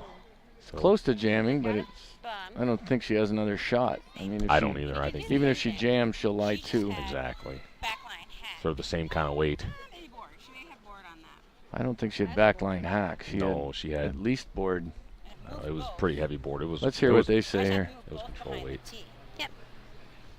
I like the same thing. Because I don't think I can do anything coming this way. I can't get both of them out of the way coming this way. Same thing. All right. Do where she had the broom. So you're throwing board? Maybe board plus. It's pretty straight though. Is that a little more ice than Jordan had? I think it is a touch more, and the last thought to her on the way down was maybe board plus. Same shot So she with a did. little more ice, you'd hate to see her pump up the weight Yeah. and watch it Board. pick her own there. Plus. And then give Jordan a free draw for 3. I never Just liked gotta the move both of them board to plus. back of the 4. She's only trying to move them back. She's thinking, I think you could get rid of both of them. I think you could too. I mean, the one you hit might jam on the right, but as you say, you'd be sitting to it. Wouldn't be a factor. Of course, not an easy shot, but she's comfortable with this, so...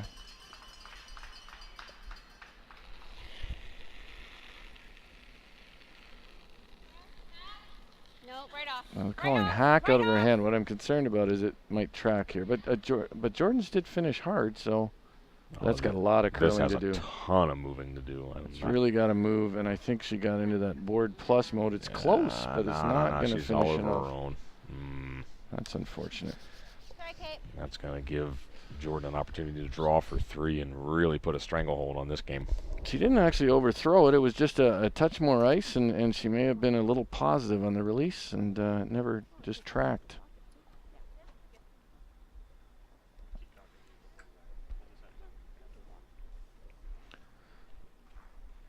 So Jordan now has the draw for 3 here. She can come to the rocks in the top of the forefoot and count 3. But this is one you want to just try to just throw it right on the tee line. And she bites the forefoot. She's definitely got 3.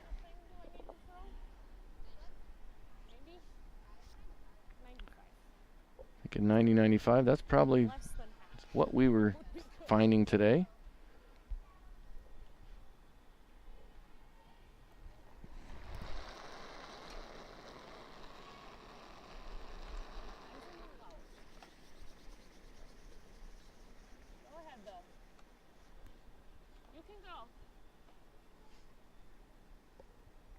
Got some curling to do just to sort of have it slow down a bit. Once it starts to curl, the weight should be good. Oh, I think they were sort of thinking they might come off the red.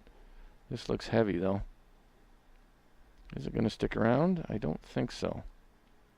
So it'll be just a 2 for Jordan Moulton, a deuce in the 5th end, and we're at the 5th end break. And I think that means we're going to talk to a more recent champion, Ethan Myers. And I will step out.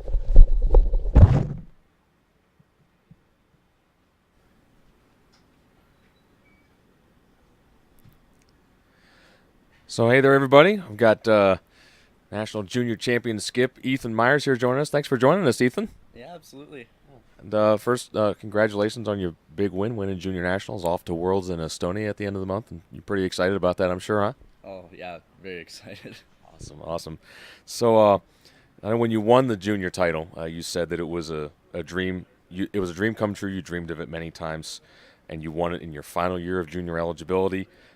Just explain to us just what that felt like. Yeah, it was my 4th junior nationals and hadn't even medaled yet at that point. So we worked really hard all season, all 4 of those years really, and so to finally have it come through for us really meant a lot. Awesome. Yeah, it was a really big moment, I'm sure. Do you remember at all about, like, the winning moment, the last couple of shots you had to throw? Were you calm? Were you excited? Were you zen? Where do you think you were at? We were all pretty calm, actually. It was just curling. And I didn't have to throw my last rock, of course, so that probably helped. That makes it a little bit easier when you don't have to throw the last shot, for sure. Absolutely. Very good. So your team is off to the World Juniors pretty soon in Estonia, of all countries. What do you think your expectations are for the trip and the tournament and all that stuff? Well, our goal is to get there and medal. That's what we're focusing on. That's what we're here for, is to practice and get ready for Worlds. So that's the plan. Very good. So you've been fitted for your World Championship gear, I understand, yeah? What was the feeling of having USA on your back? It's great. It's another thing we've worked for a really, really long time. We actually haven't gotten our uniforms yet, but we got our brooms yesterday, and everybody was excited about that. Because the brooms say the USA on them too, right? Yeah, getting any USA gear feels good. Absolutely. In terms of what's beyond curling, or maybe to go with it, are you still in school? Do you have career aspirations, that sort of thing? What's the plan in that department? I'm a student at the University of Minnesota. I'm studying biomedical engineering, and this would have been my last semester, but since I was going to be gone for a month straight, I ended up dropping half my classes, and I'll graduate in December instead. Very good. So you're off, you're going to Estonia. Have you brushed up on your Estonian at all? Not much. We won, and we all kind of went to Wikipedia to figure out where Estonia was. It's one of those little countries, you're not really sure where that's at, so we'll take a look at it. Okay. It's really good, I think, to see a number of years of work pay off. I know you guys have been playing on the circuit for a few years, and I think you definitely earned it. So my congrats and respect to you, and I wish you good luck here, and especially good luck at the World Juniors in Estonia. That's going to take place February 28th through March 8th in Tallinn, Estonia. And anybody out there can follow along on the World Curling Federation's YouTube channel, and a link to live scoring can be found at usacurl.org. And Ethan, thank you so much for coming on, and good luck again. Yeah, all right. For having me. Absolutely. And, back to the broadcast.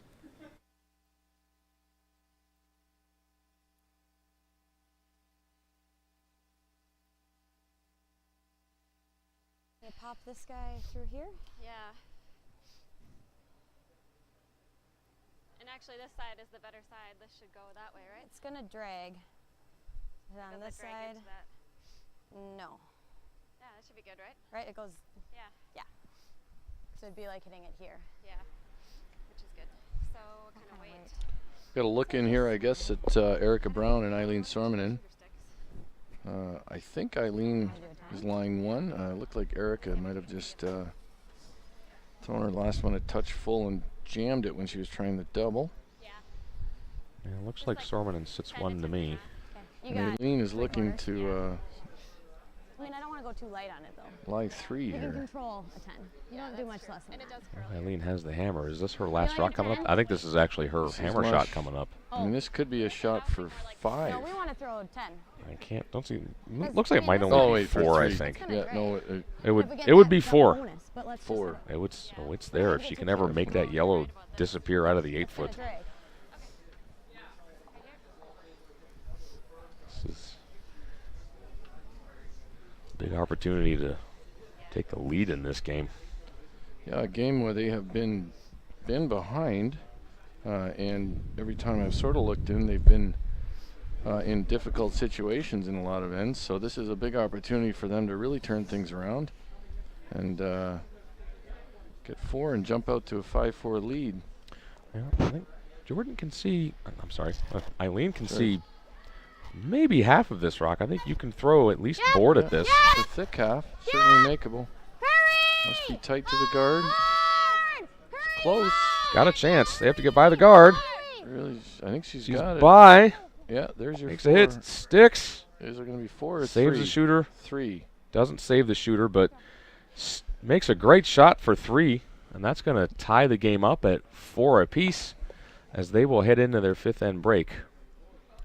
Shot for 4 may not have been there from, well, I guess perhaps a little less weight. Yeah, throw a little less weight. It may have been there, but you want to make sure you at least get the 3. So, good shot.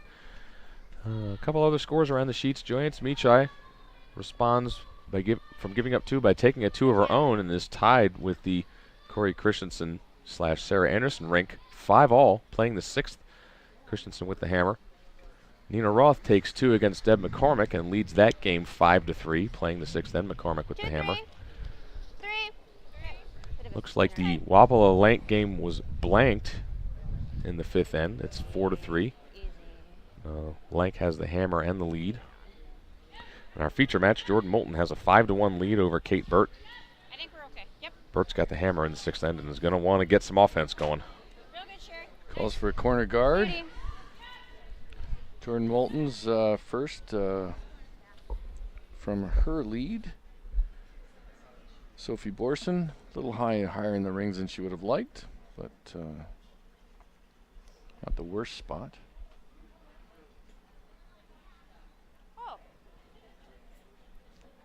This looks like it might be traveling with some pace and more than a little bit outside. Got a little quite wide. quite a bit of speed on it. This needs to check up to stay, I think. Really good. I was watching the Canadian junior women, and I guess it was last weekend or 2 weekends ago, and they said one of the players called a shot spicy when it was heavy. Spicy. Thought that was not a bad way to call it. A little spicy. Spicy, hot. Like to say mustard.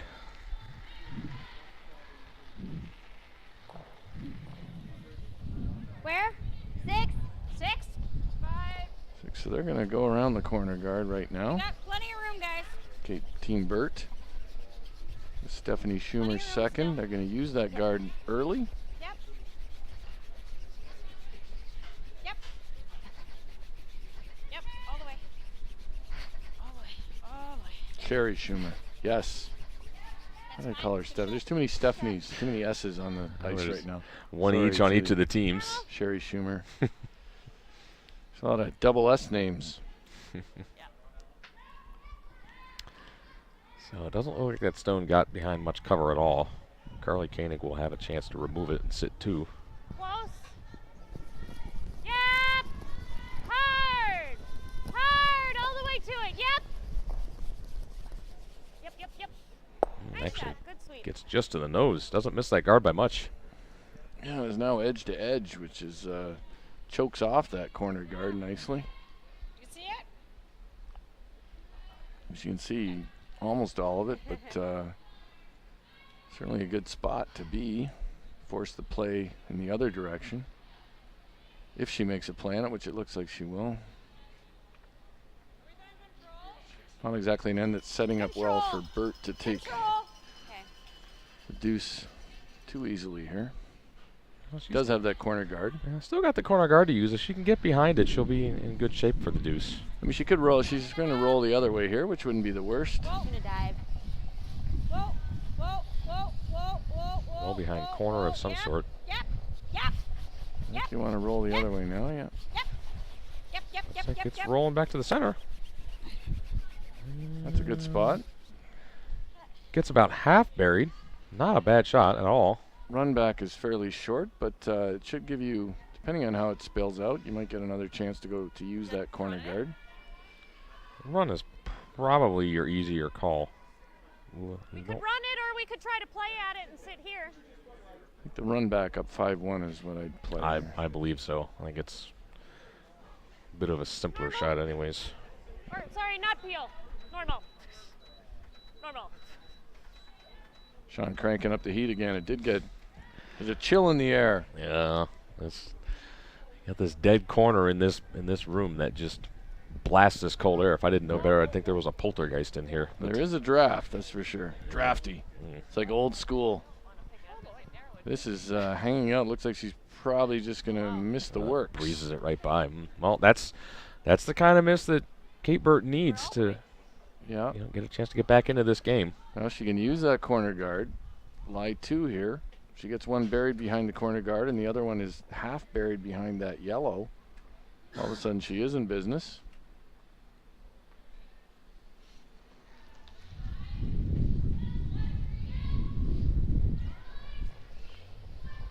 Four, 5. Stay close. Had 6.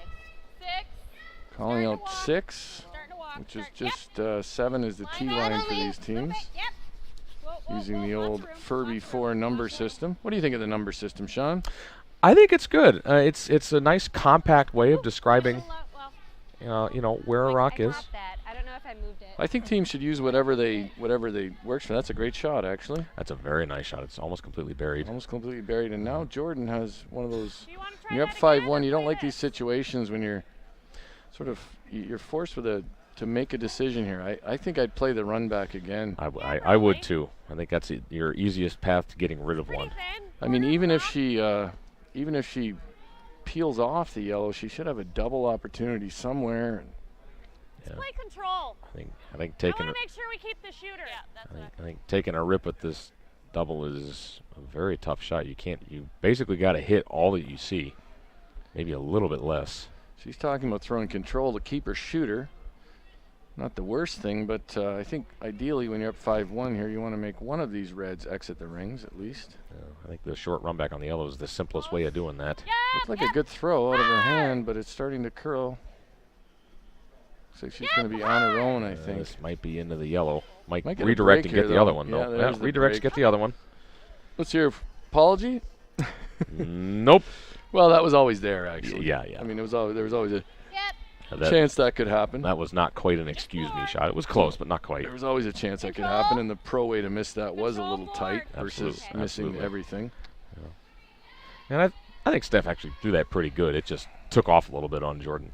I'd like to see Kate ignore this rock and Me go too. around Just the go corner around guard. again. Absolutely. That rock is not a threat to her out there. Close. And down 5-1, she needs at least a 2 here. Yeah, it's hard. Real good, guys. Looks awesome. Yep. Oh, you gotta go to get by. Bedroom. You're good. Go to get by. Hold my to it. Whoa! Makes the hit. It's Roll gonna a roll long way. a long way. And there will be a double available now. That's the danger with playing that shot. Really wasn't any need to hit that. It was No. second shot. A second shot in a totally non-threatening position.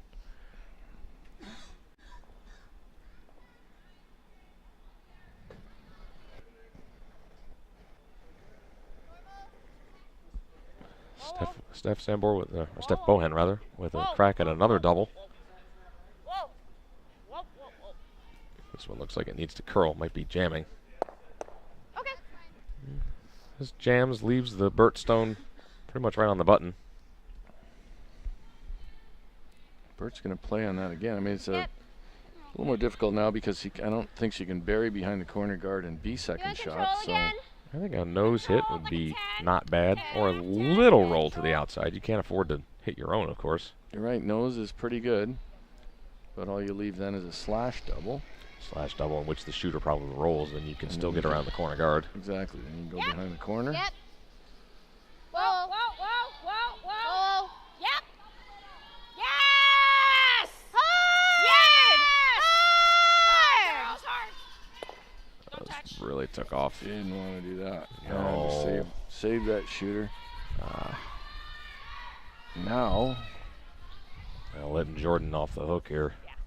Jordan can roll even a rock to the away from the corner guard would be terrific, I think. Absolutely. And even the nose is fine.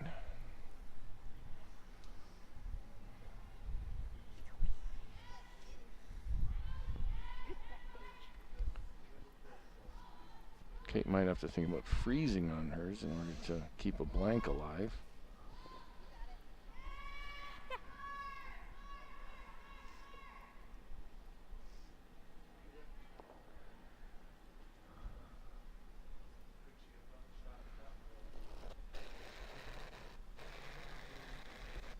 Jordan Moulton's first shot playing the hit.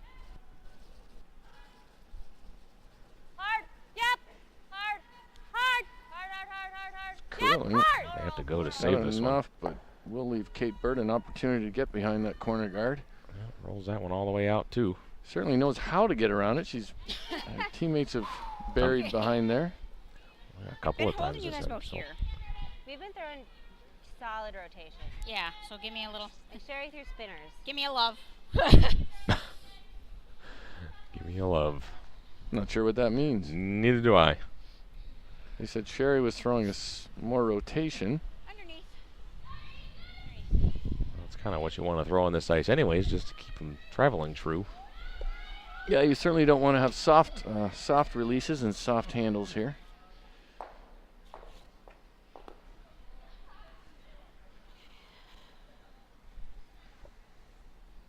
Just tea.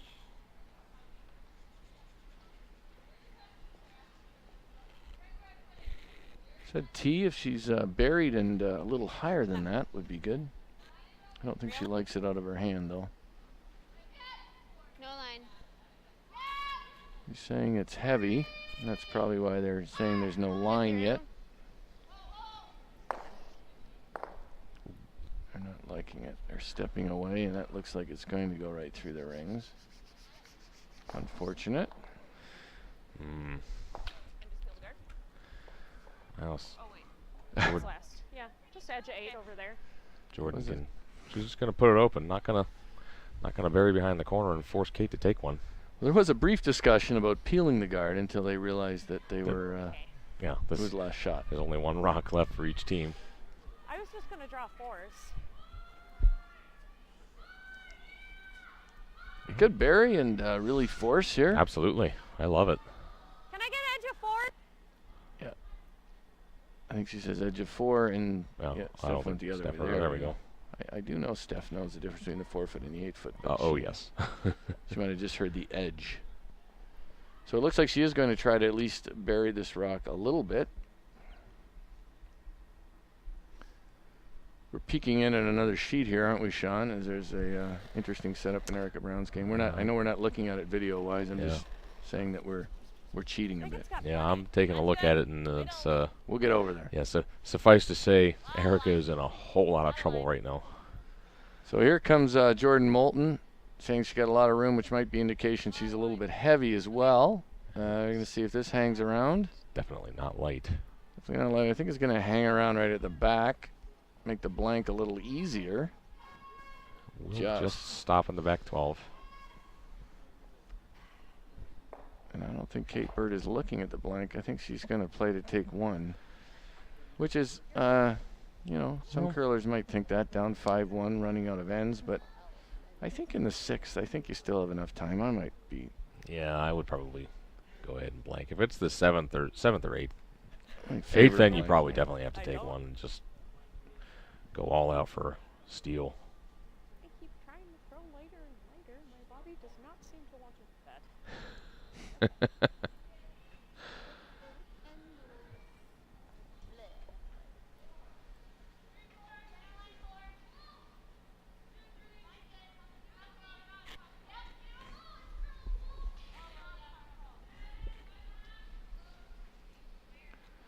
So Kate Bert drawing for 1 here in the 6th end, down 5-1.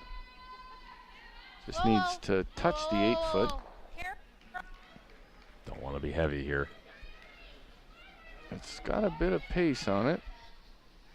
I don't know if she's going to curl far enough for that other, and I'm afraid that is going to be a steal of 1 for Team Moulton. Slides just that little bit too far. Kate Bert gives up another steal. That's going to be a 6-1 advantage for Jordan Moulton. Heading into the 7th.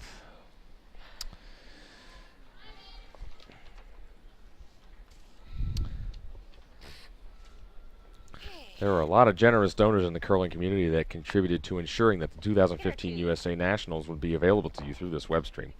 At this time, we'd like to recognize a few of the donors who contributed to the program with a gift of at least $1,000. We want to thank Bob Bridgman, Dave Flippo, our own Dean Gemmel sitting here, Rich Lepping, Ben Tucker, Russ Lemke, and Bill Peskoff. Thanks to you guys and everyone who donated to help make this happen. Can't say enough about that group. Just a terrific group of fellow curlers who love the game and wanted to see this happen and like the work that Joe Calabrese and Brian Anderson have done over the years. And you know, a lot of us in the curling community become accustomed to this webcast, and I think it's I think there was a pretty clear indication that people wanted it to happen. This is a look in over in Eileen Sormanen and Erica Brown. Sormanen is red and is currently throwing. He's playing an open hit with an open hit to sit 3. This is Sormanen's first rock of the end. Brown has the hammer. Erica was in a much more difficult situation just a little while ago. It's a little better. Still not certainly going to be a ton of fun for her. But well, earlier she was looking at 2 rocks on the button frozen in line to one of her own. Welded in there. Behind Looks guards. like Aileen is trying to freeze one in there now. She doesn't want to bounce off, though. They're going to take it a little bit back. Slides past it. That gives Erica an opportunity for a skip's deuce right here. Yeah, absolutely. She was looking at giving up a big number, and now all of a sudden she can place a good freeze here. Yeah. Guarantee at least a score. Even if she just, I guess she really just has to bite the top button. Be pretty good. In fact, that'd probably be preferable. Be preferable to being all the way frozen, because if it's all the way frozen, Eileen can follow her freeze herself, and then there's no deuce. Right. But they're gonna play just a straight freeze, it looks like. But if they even just touch the pin here would be really good. Yep. There'd be no with the right angle. Yeah. 7. Okay. 8. Down 2. Okay. It's gotta come up. 9. Curl just a wee bit, please. That's Kate Bert over on sheet C, and here's Erica's rock on the way. We're watching it come down. You're looking at Alice Carlson in the rings. Here comes the rock now. It's got some curling to do. And it doesn't. Sweepers are saying they'd like to go, but they want it to curl just a bit. This could be. This have could to be make sure perfect. it's shot. This could be perfect. Has to be shot. That's and a great shot. That's a perfect shot. Just gets in there for count. Just a great shot. Yeah, I was wondering if someone would have a play off of that left yellow, and Eileen can roll it flat. If she can squeeze hers right to the pin, right in between those two, yeah. Erica's not going to have a shot to score, I don't think. And she can hit this a couple ways, because I think if she hits it a little thinner, she comes off her back one and might spin up. Spin up a little bit, yeah, for sure. She can also just play the straight roll. I kind of like making some play on that, because if she doesn't, Erica will. Erica will have it hit and roll on the button. If there's no draw.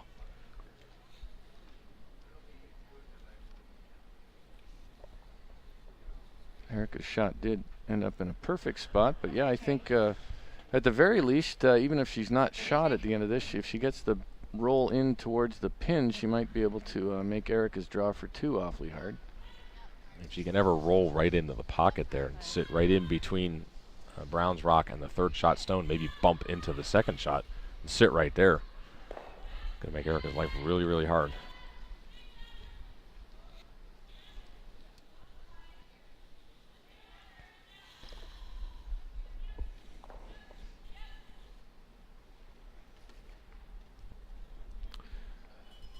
So the Sarah Anderson, Skip Corey Christensen team takes 3 in the 6th to go up 8-5 on Joyanne Smichai, playing the 7th end.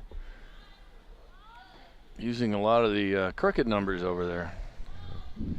Debbie McCormick gives up a steal of 2 to Nina Roth. Nina Roth leads 7-3. And there's the hit roll stick. Did she? See if she got shot. I would have to think she. Ooh. It's awfully close. We don't have a perfect overhead angle, so it's hard to tell from here. I don't know if Erica can even move it, though. I don't think she can. I mean, it looks welded right to that other one. I don't know. If she moves it an inch, does the other one count? That was a great shot by Aileen. Just kind of just nutted it there. Yeah. Is there any way that she can just go through the edge of her own and nudge it and somehow get 2 out of this? I'm kind of not seeing it. It'd be nice to be sure who was shot. If I was going to guess, I think Eileen is actually shot. I think Sormanen has to be shot here. It's tough. I think she's playing actually just the draw for 1. Yeah, that would be my guess. I don't even think if she moves it, she can move it. I don't think she can far enough to make the other one count. It'd be real easy just to chap off and give up a possible 1. Yeah. Great shot by Aileen. Yeah, she might have liked that to come up just a little bit more and hit it fatter and get a flatter roll and definitely be shot. But this is no simple play. Thumper. So they're really working this one, Team Brown.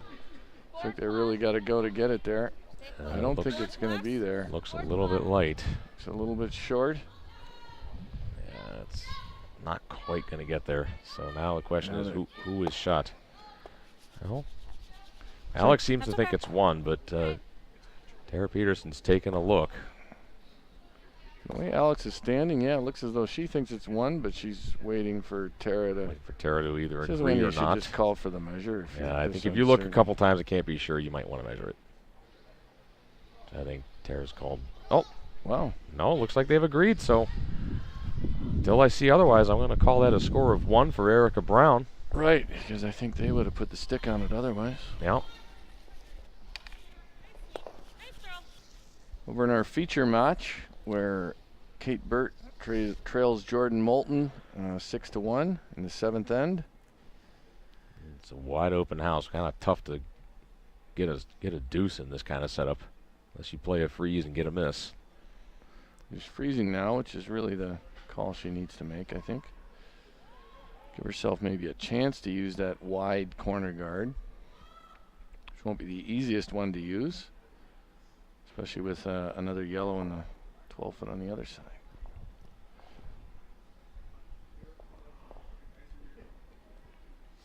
Teams are shooting virtually identical percentage-wise.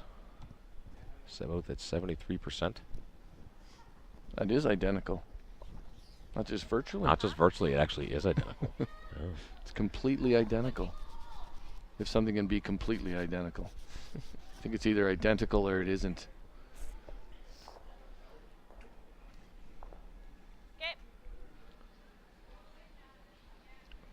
So that was a miss there, and now Steph Sambor, or wait, she's Steph Bohan. Steph Bohan, yes. She's trying to put one in the top 8. Yeah, it's confirmed. That was a score of 1 for Erica Brown. Really looked like, from our perspective, like it was Sormanen was shot. Yeah. But, you're right. They needed it maybe a little thicker and a little flatter to be. That said, I think out of that situation, they're not that unhappy to just give up one there. Oh. They could have given up 2 after Erica's first pretty easily. My goodness, after front end rocks, Erica was looking up and giving up a steal of 2 at the minimum. And then after Erica's first, it looked as if Aileen would give up a deuce fairly easily.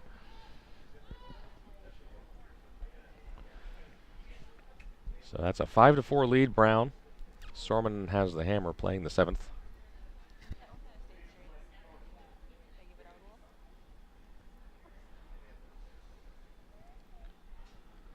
So Kate Bert does have some rocks to play to behind the tee line here as she seeks a multiple point end. Badly needed at this point. Needs Yes. at least 2 to get back within striking distance. It's a frustrating game when you're down by 5. This looks like it's going to over curl. And it's also going to come up quite a bit short. Doesn't even get in for 3rd count. It's going to act as that's going to guard. So this is when Jordan Moulton can really sort of play to end the game here, I think. Absolutely. If she can get another steal here, especially if it's a multiple point steal, I think you might see Kate Bert say, okay, that's quite enough of that. If she can Christmas tree this one, would be pretty nice. Half bury it behind that red, or even if she gets fully buried, if she could get fully buried and frozen on that one that's just slightly behind the tee on the back button. That would be the best, I think. Yeah, the Christmas tree or the fully buried Christmas tree isn't bad. Certainly the tolerance here is to be a hair light. Yeah, coming up short for a guard is absolutely ideal. Bouncing off and setting up a pocket for a freeze is absolutely not.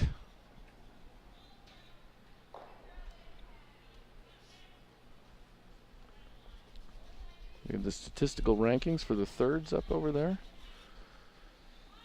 Who's the top third on the women's side so far? It looks like the top ranked third at the moment is Sarah Anderson of the Christensen rank, but I believe that's only one game One of game third. at third, right. This is wrecking, which is not really the way you want to miss that one. But not bad. A little bit fortunate in how those rocks settled. Quite a bit fortunate, really, but Bert may possibly be sitting 3rd shot now, not that it really changes much. she might be left with either that tap of her rock in the top 12. Short run or just a draw. Might be tough to get enough of the button with this in turn. It might just be there, but it's a very, very delicate shot. Here are the men's standings. Craig Brown at 2-0, Brandon Corbett at 2-0, John Schuster at 2-0. Diener right behind at 1-1, along with Mark Kolupchuk, Heater, and Heath McCormick at 1-1. Paul Pustovar, the ageless one, Paul Pustovar. Brady Clark and Ethan Myers, and who else was it? Without a lot, we're looking for their first win. But Joanne Smichai here is on the other sheet. She's looking for her first win. Jordan Moulton is looking for her first win here. Kate Bert has a win. Yeah. Brown and Sormanen, the only 2 undefeated teams left on the women's side. So one of them will not be undefeated after this draw. One of them will. One of them will take a early round robin lead. It's interesting that the stats they're both shooting 73% and one team is down 5. Yeah. I'll have to ask Jerry Gertz about that. Well, it's all about the shots being made as they're called. It just comes up a little bit short. It does leave her some options here, though, if Jordan isn't careful with her next one. I mean, she certainly has a rock she could run in to get 2. They're talking about a guard. Let's listen to what they say here.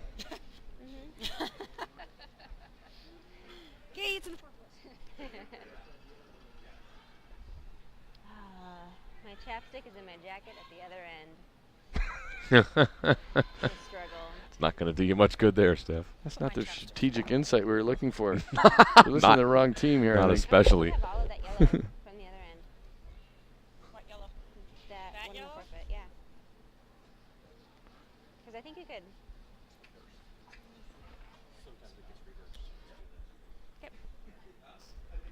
So she's going to guard that. Is she guarding the raise? I think she's guarding the raise, and that is the deuce. It would be that raise. Yeah. I think the other shot would be difficult to get more than one out of. Well, I think the other shot to get the deuce is probably to somehow snake through that port that is barely there.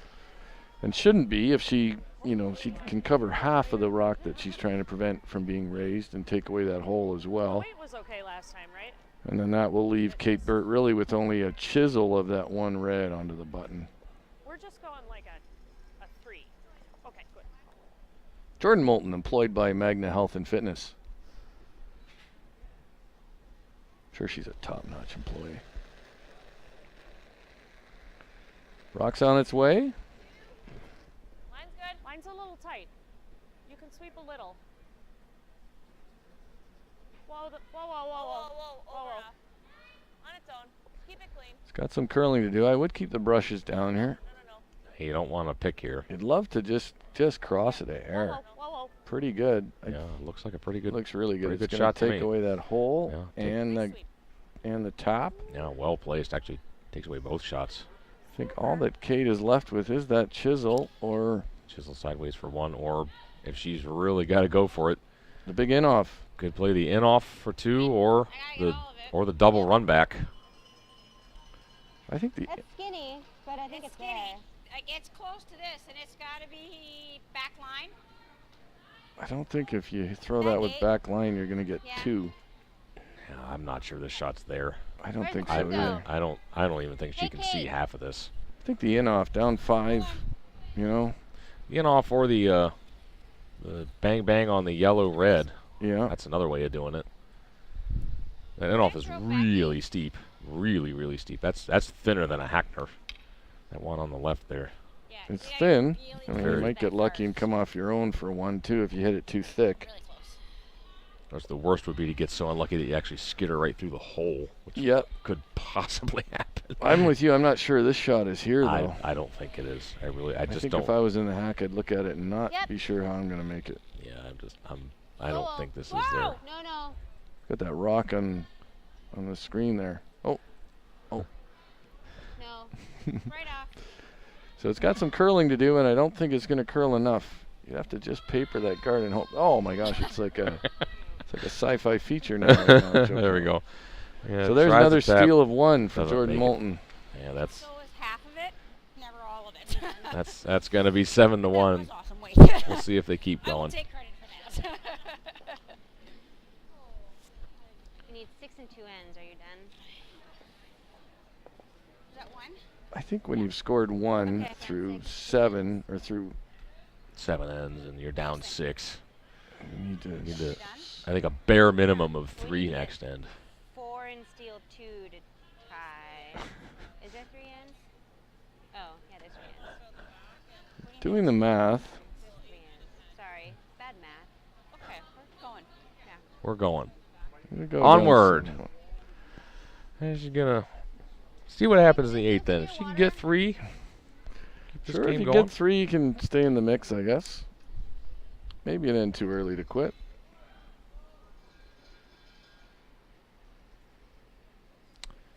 On sheet A, Joanne Smichai picks up 1 in the 7th against Corey Christensen. But is going to hand the hammer back to Christensen with an 8, and we'll have an 8-6 lead. Joanne's needing to get the offense going, try to steal a point. Kim Wapala takes 1 against Patty Lank in the 7th. I don't know where it is. I'll find it. Lank has a 5-4 lead with hammer.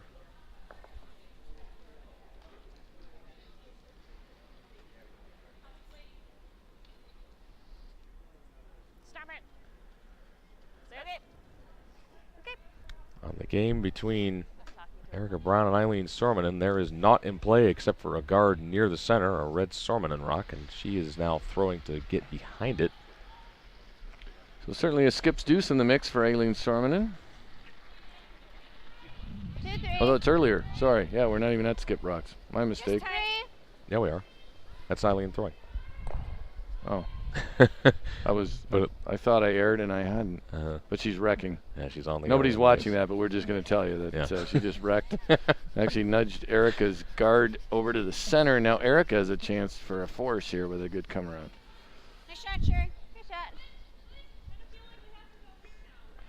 Jordan Moulton is going to put one on top 4. Up by 6 here. You're just going to... Keep it as simple as you can. Yeah, that one's behind the ring, so she'd like to stack one in front of it that's not behind the tee. Not behind the rings, behind the tee. and the rings would be out of play. I see that the Patty Lank team now seems to be playing with 3. I'm not sure who is missing. But I saw them playing with 3 last end, and they still are. Looks like Amelia No, not with Patty's team. She's not with Patty's. Who is missing from that team? I'm not sure. I see Maureen Stoltz still out there. Go under. So, not sure what happened over there. We're having a look in here at Erica Brown against Aileen Sorman. Erica trying to bury one behind this guard that Aileen wrecked on and nudged over towards the center. It's got some curling to do. She'd like to at least get edge to edge. Starting to move now. And that's a pretty good shot. Probably half to 3/4 buried. Certainly going to force Aileen to take one here. Just wondering if she could see enough to somehow pick it out and maybe blank. Yeah. Be tough. I guess blank is definitely there. Keep going. One of those tough ones. That looks like what she's going to try. I like that call. Sherry Schumer's attempted come around just barely rubs the guard and springs out into the open. Normal.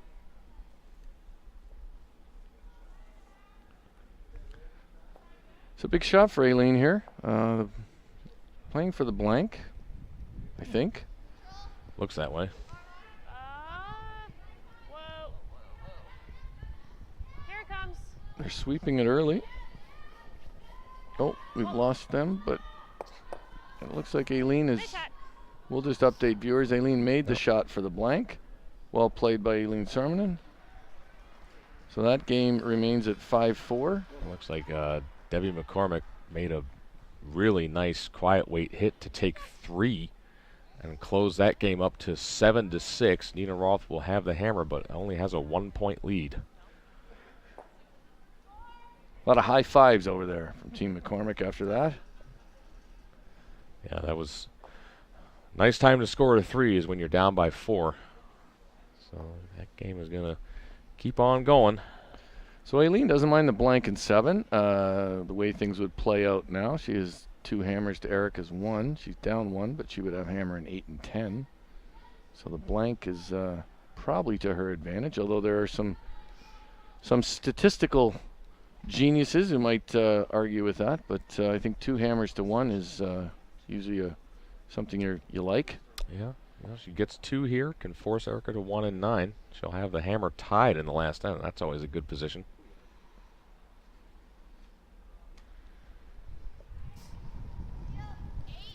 Close. Yep. So we're looking at 2 games. We've got the Jordan Moulton versus Kate Bert, with Jordan Moulton up 7-1. Watch where this one's going. Whoa. The Rocks have a lot of action, so I think that should get out of the ring. Should get out and actually. With the striking bands on these rocks, They're super balls. Super lively. They just bounce everywhere. They'll bounce all over. Winds up with a pretty good result. Gets that one mostly covered behind a Bert rock. So Erica Brown, her first comes a little deeper than she'd like, just back button. 2. Nice, good. And now we're listening to the players in the Erica Brown Aileen Sormanen game.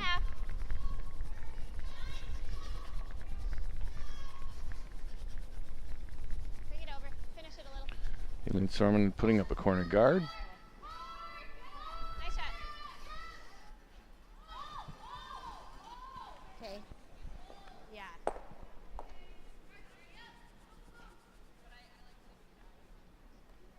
And Erica will try to cap this. This is when you wish that first one was just a couple feet higher. Yeah, 2 feet higher, and you'd feel a lot more comfortable. Just in front of the tee rather than just behind it. It's when the lead has that real horrible mental game. And people don't realize the lead missed a shot by basically 2 feet deep there, and you're worried the whole end that it's going to create problems. They want to finish this one. Over curling a bit now. That's a good shot. Good shot from that's Erica Brown lead Kendall Beam. I kind of like coming through here. This way. Aileen likes to get in there with the in turn and move that back. Certainly looks more exposed with the out turn, slightly more exposed. Just draw down to it. Sounds like Tara Peterson there was suggesting just draw down to it. I do like that call. I don't think you really have to move it yet. Yeah. Stormenden team playing with a little bit of a different lineup yet. Earlier today we had Monica Walker playing third and Tara playing lead. Now it looks like 74. 7. I think Monica's playing second and Tara's back at third. Is that? I believe, yeah. Tara's playing third. Monica's now up second, and 9. definitely shuffling the lineup a little bit. Curl. Take a dive. It's trying. It's there for weight. Finishing pretty well. Yep. Pretty nice shot. Stops in a pretty good spot right in front. Erica's going to freeze in there again. If she can get a little inside that, she will have the better angles here. Looks like there could be quite a few rocks in play this end. It's shaping up to be a good end. This is Becca Funk.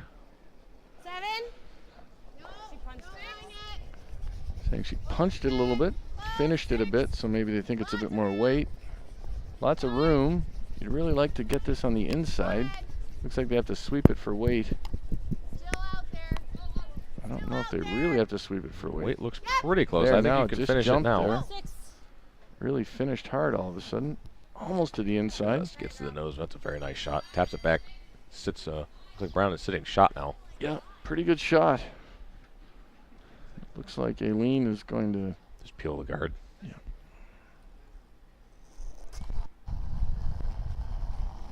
Yep. Oh, this is Tara Peterson playing Oh, second. Okay. Yeah. Hard roll, Monica. You got me. Rolls a little bit. Guard. Would have liked to have that roll right out of play. Just a twofer.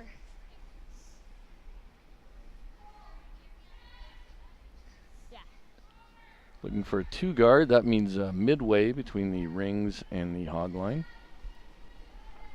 With the numbering system, most teams, even if they don't use a number system all the time, will use the 1, 2, 3 for guard placement. Certainly makes things a lot easier. I think you use whatever works. My issue sometimes with the number system is I don't know if it promotes enough conversation. I think sometimes you listen to the top teams like the old Team Martin or Team Howard. They have almost like these small conversations as they travel down the ice, communicating a lot of information versus just shouting out numbers. Yeah. My one issue with the number system sometimes is people just get relying on just shouting out a number versus just 2, just 3. It's like not like really tighter than the last one. Yeah, or you would stronger, hear that sort of thing. Brent Lang and Craig Saville playing. They would always say things like "would like to go," like to go, need backing, right, gotta go, yeah, that sort of thing. I think sometimes with the numbers, I think they're certainly effective, but you have to be careful. You don't just rely on just constantly shouting out numbers. That was nice. So they're going to replace the guard. Brown content to just keep plugging the center. She's in a very good position right now. Yeah, if she can make Aileen waste a few here. And that's sort of 2 shots to get rid of the one that's shot rock right now. You might be able to smoke it out of there hitting it on the center line side. They're indicating that this one is not light. So now they might be trying just to lock it on top of the one that's in there. This is Alex Carlson. Certainly wouldn't be the worst thing, but you don't want to. Boy, with that lineup, you Well, hit it just right. I wonder if you can almost get everything flying. Yeah, you should. Gotta really throw a bomb to make them all fly, but you can certainly open up the 4-foot. At the very least, I think that the shot rock was going to squirt out quite a bit. So definitely not the stone that Alex Carlson wanted. Kind of depends on how much it's going to drag. If it goes straight back onto the red, it might not go very far. This is out there. You don't want to just clip the top one. This is even going to hit the top one. Oh, that was boy. A costly miss. Yeah, that's really not good. Definitely, that was your opportunity to get out of that end, and unfortunately, they were high side on it. 4-10. I don't know what's happening here. Even if they had crossed it, probably would have been better. Yeah. Just open up the 4-foot a bit, but still pretty congested. And Erica's rock is almost more frozen now on the. Her shot stone is almost more frozen on the red than it was previously. Yeah, it's much closer to it than it was. So now we'll see if Alex Carlson, after bringing her first guard deep, can make this a good 2-guard. Sounds like they need to finish it. I think it will finish. They keep it moving. Yeah. Just gets to where it covers the shot rock. Just about a 2-guard, but the line is certainly good. I think Aileen thinks she's just going to peel this, I guess. Patty Lank takes 3 against Kim Wapala in the 8th and now has an 8-4 lead. I think we need a little more heat again, Sean. It's rolling. Is it? Yeah, but this draft in here, I tell you. Crank this I up. feel like Foster Hewitt up in the gondola on the old Maple Leaf Gardens or something. Maybe somebody at a Packers game in the 60s doing the play-by-play from outside.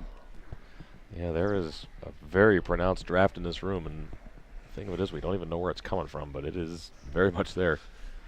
So now Erica will try to replace this guard again. She's certainly in a great position to steal here right now. I'm not sure what Aileen is going to have to avoid a steal. All she's going to have is probably a run in on one of those red guards out front. Yeah, long angle run. And she may not do much more than. It could possibly, if she's got lucky and really hit it perfectly, she might actually get 2 out of that. But it's tough to just make contact. Yeah. Where? Keep going. All the way. All the way. This one's got some curling to do and some distance to go. They're going to want to finish this, get it close to the center line again. Starting really finishing good at the end here. Yeah, just enough that Aileen can. I think she needs to try to make a play on it, though, at least to I agree. Move it here. Come It's down a fairly long guard. Come down to it and try and just dislodge it a little bit sideways. I think it might be available with the intern. And still, this one won't go very far. It only go to here at best. I think she could actually, if she hits an angle on it here, she could move it far enough. Got any of it? So Kate Bert has a draw to the 4-foot for 2. Tighten the deficit a little bit in her game. And if you chip the guard, At least board. yeah. Like a We got to throw an offset. If we get the guard, we move it. let's go like here with a 10.5. Okay.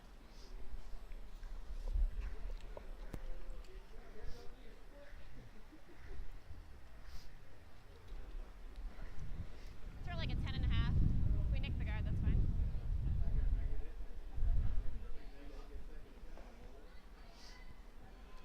Does it stop? I don't know if that's stopped for 2. I don't think so. They're looking at it. Close. Here comes Aileen Sorman's rock on the way. Yep. Looks like she's throwing about Yep. control. Yeah. With that, Whoa, that whoa. guard is long enough that Oh, if she she's gets, through the hole. oh, she Hold on. What's rubbed she gonna it. get? Ooh, what a Yeah. nice shot!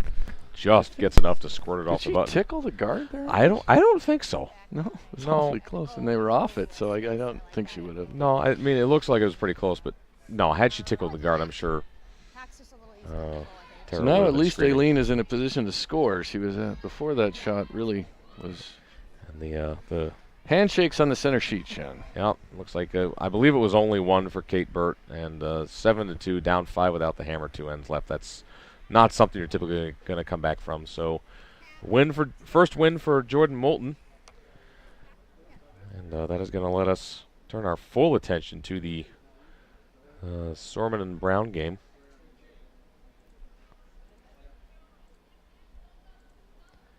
Brown now just playing to remove this red Sorman and rock and sit 3, get a force.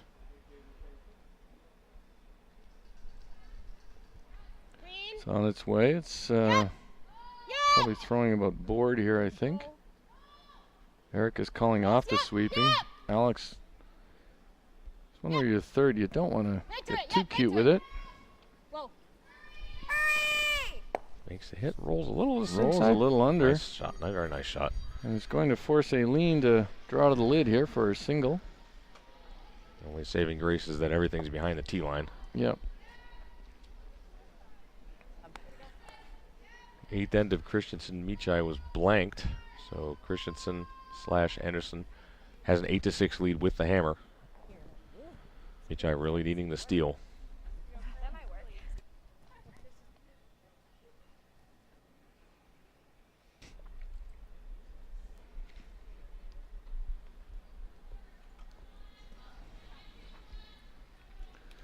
Here's Aileen, needs this single here. Certainly needs to tie it up here in 8. A shot she should make. A shot that maybe club curlers might play to the backing too much, and it's really easy to throw it heavy if you do that. Yep. It's got a bit of curling to do. Looks pretty close. Yeah. I think she's going to be good here. Comes right to it and makes a tap, and it looks like she's got it for 1. So nice one draw. for Sorminen. That's going to knot this game up at 5-all. There's 2 ends left. So this will be a good final 2 ends in this game between 2 undefeated teams. In sheet E, we've got Nina Raw drawing to the 8-foot against 3 McCormick counters. They're working it.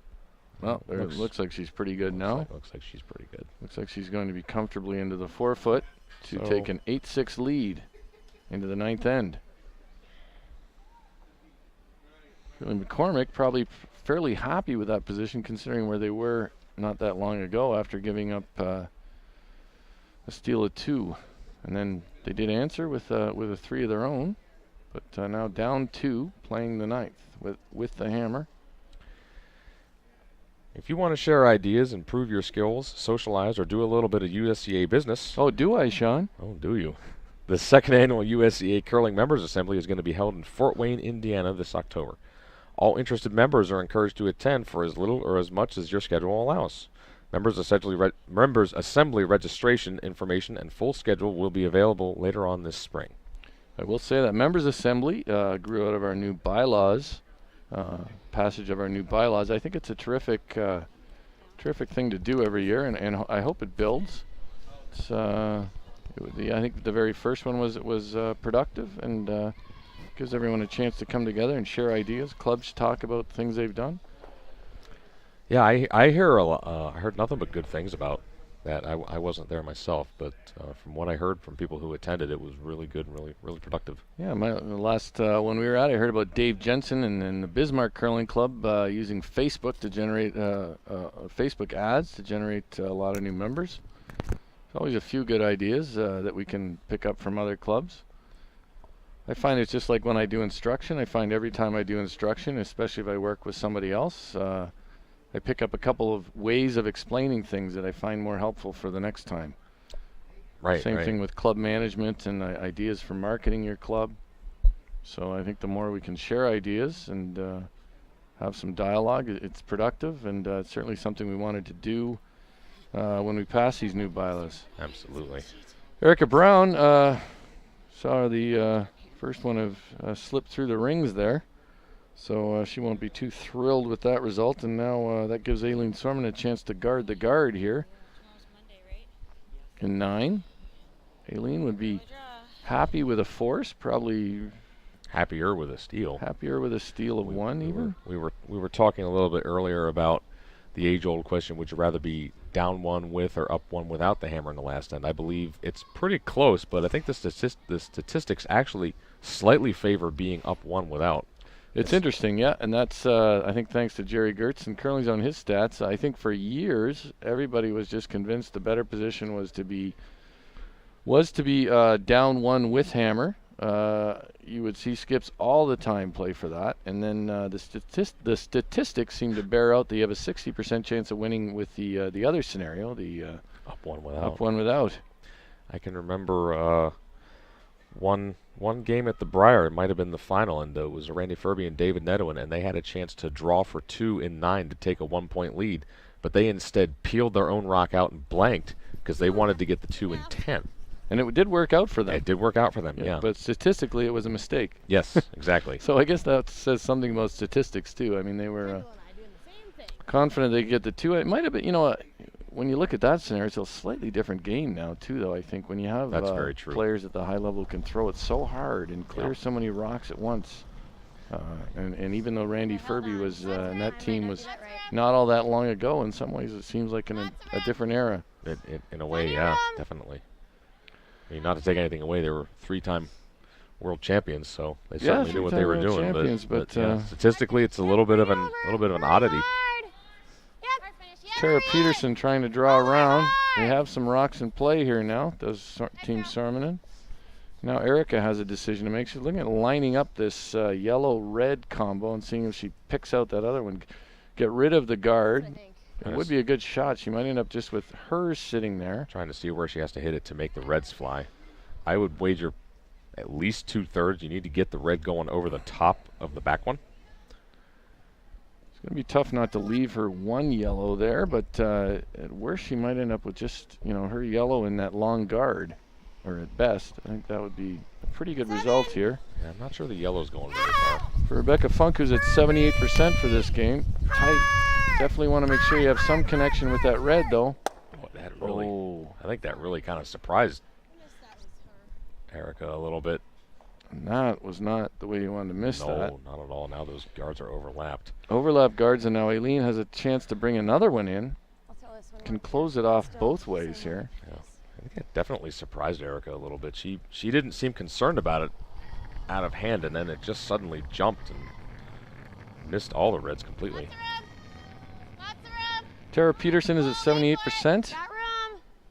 Playing second in this game. Sounds like a lot of room here. It's got to move a long way. Does look like it's well out there. They will finish here, but that looks like a lot of finish it needs. I think that will be wide open. Yeah, Eileen just wants to get that behind the tee line so Erica can't hit and roll off of it. She doesn't want her to be able to hit and roll and be shot.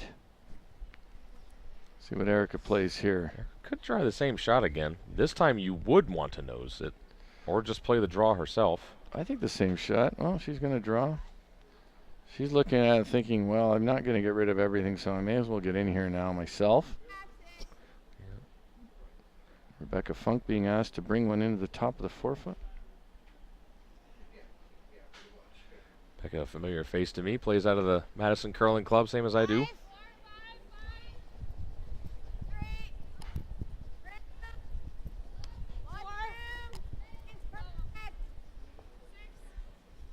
Sweepers like the weight.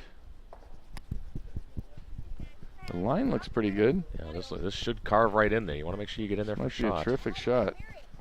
They're really going to bury it here. Oh, don't want to overdo it. What a brilliant draw from Becca. Great shot by Perfectly Rebecca. Played. Helps Team Brown quite a bit. Now they're thinking Aileen's going to draw another one in here, and she thinks short is the pro miss. Of course, chapping off is the big mistake here. Yeah, so Boy, how many people are playing 78% in this game, Sean? All? I haven't seen the stats up and down, so I don't know. But I would have a hard time believing that. I've seen a lot of 78%. Pretty close, pretty close. This has to move a bit. 7. This looks like it has plenty of weight. This may be bouncing off. 8. 8 they're calling. That's not good. That's back forefoot. The bounce is not what you want to do here. Yeah, this gives Eric an opportunity to start working towards a deuce now. Oh, well. Alex Carlson is also throwing 78%, so maybe a lot of them are throwing it. I wasn't wrong. I hadn't been looking, so I didn't know what to tell you. The degree of difficulty, 1.18, is what our producer here, Joe, is pointing out. Yeah, that's almost as low as it gets. That means very, very relatively simple shots. I wonder why her shots have been so simple. We haven't been watching this game the whole time. Yeah, typically, third is kind of where you see the highest degree of difficulty most of the time. And Erica, doesn't favor a completely uncomplicated game either, so she does expect some shots out of her players. It's usually a little tougher.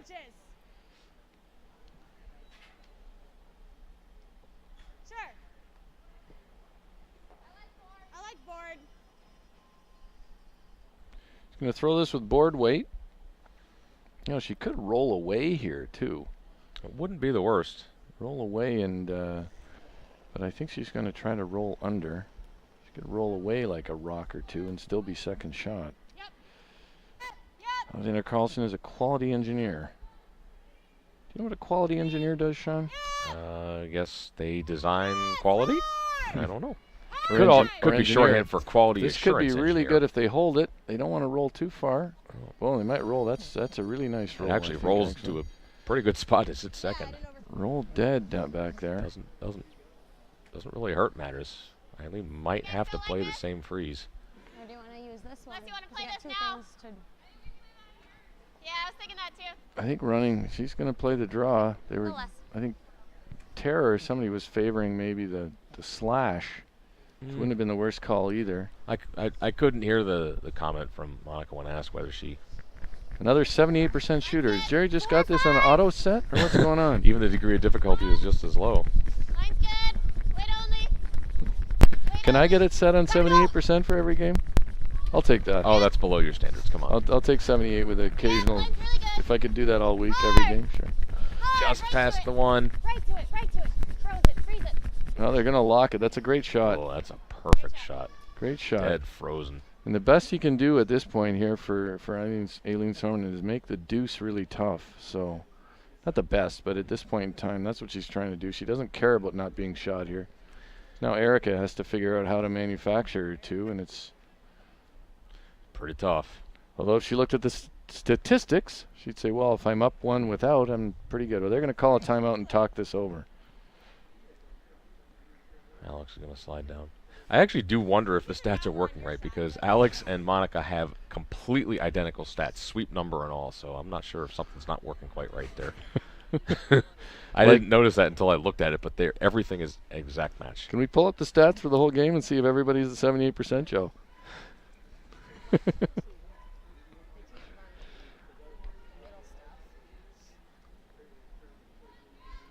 Let's hear what they're saying.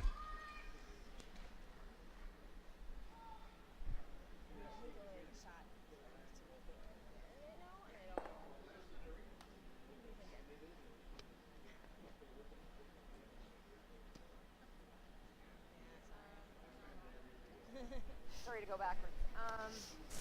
I think. I don't think I want to play this because that sets us up for trouble. Well, what else are we gonna do?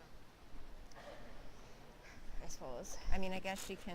We can't leave anything up here. She's gonna run it in. She can. We could play this. I guess we Play could around play this that. way? No, maybe we could play it. I mean, what's the worst that can happen? It's pretty hard to. I don't think we can leave her two. I mean, no, because I'd have to get it here. I mean, we could make that. Worst that happens is I just take our 5. And then she's lying. And then She's she sitting might one, steal. and then she might steal. I'd rather get one than steal. I think, right? I'm just not sure we can prevent her from stealing right now. There are the stats. Well, So this is hard for her too. let's listen to the rest of this conversation. They're thinking about this. I can come into I guess here we to could this one. we could guard that. I don't know though if she can play this with enough weight. I don't think she can. I don't think she can play it with enough weight. I was thinking guard that. You want to guard that? I mean, then she's going to come down and try and guard my draw. Yeah. I'm not going to have her Is that? Yeah. Okay. Let's guard that. So guard up here. It's pretty hard. Like, how does she? I guess if she plays it into here, that's pretty risky though. Yeah.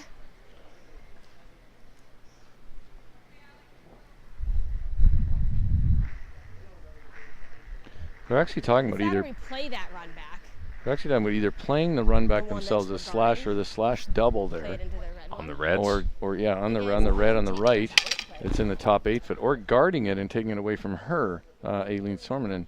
Oh, you're So- pretty much conceding taking one at that point if you do, and you're also hoping Eileen can't make something to sit I- shot herself. I sort of like Erica's call. Erica was favoring the to run that in and try to spill off the one that Monica Walker just threw, but Alex favored the guard. I love that shot if it's made perfectly, but if it ever curls up and you pick your own off, it's kind of a disaster. Well, I think Erica's thought was that the worst they would do there is end up giving up a steal of one. Steal a one, that's true. And then she'd take her chances with the 60-40 percentages in the 10th. And now this might not do anything. Well, it's going to curl maybe just enough. Yeah. Just barely covers enough to take that shot away. Now I think it's going to be a series of guards with nobody having a shot at the end. Yeah, I think it's a bit like a mixed doubles game. Right? Aileen Sormanen needs a job title. Let's call her something. Oh, she's a commercial lines account executive. That's her job title. Okay. Sorry, I couldn't see it. It's so long. It was, my aging eyes. I could barely see it there. It's so long and yet so small. So they're going to guard again, and they're just trying to make Erica's deuce as difficult as possible.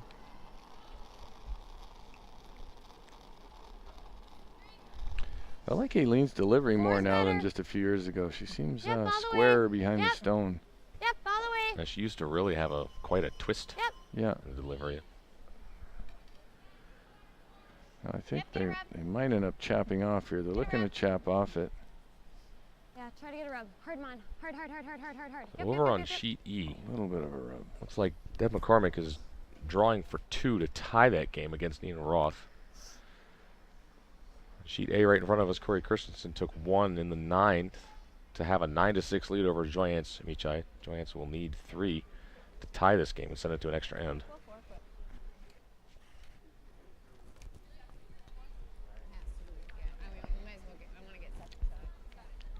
So Erica here, I think if she puts it right on the tee line, she can maybe sit 2 here. Huh? Maybe sit 2, just basically come around that guard. Got to be right on the tee line and hope it hooks enough to get just enough of the button. Maybe just touch the button is all she. Well, I don't think she has to touch the button. That one is awfully close, though. She has to be really close to it for sure. You have to get tight to the guard and have it hook in there. But certainly, if she's full 4 on the tee line, she could be second shot.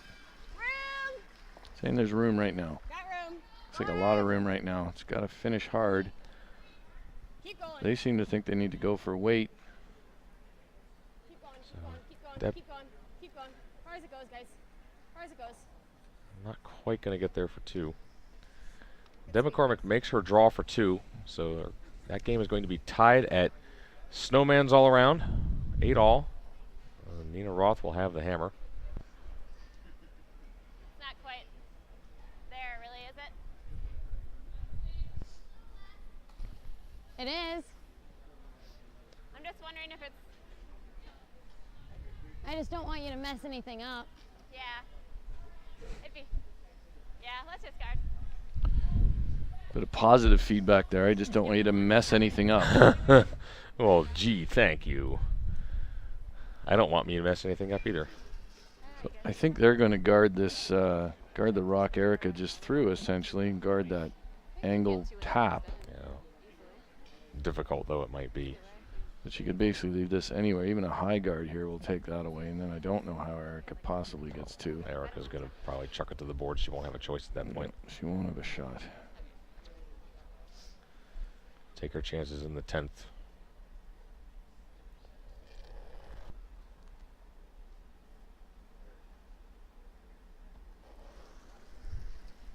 Might get sticky out there. Line's fine. So while Monica Walker's throwing third, Tara Peterson is in the rings for Aileen Sormanen's shot. Yep, bring it hard. Bring it hard, hurry. I don't think they have to, just over is probably enough here. Never stop, come on. Hurry hard, yep. Hard, girls. Yep, a little more, yep. This is the look in at the McCormick Roth game. The attempted tick for Roth lead Tabitha Peterson. Looks like it breezes right by. On Erica Brown, I don't know what shot she has to possibly get 2. I guess maybe the long red-yellow tap. Can she get through the hole with the out turn away from the center and maybe raise that into the side of the button? It looks awfully hard. I don't think that's there. Coming across the face. Yeah. That might be the only shot she has, actually. She's looking at it. It's the only thing I see. See what she says.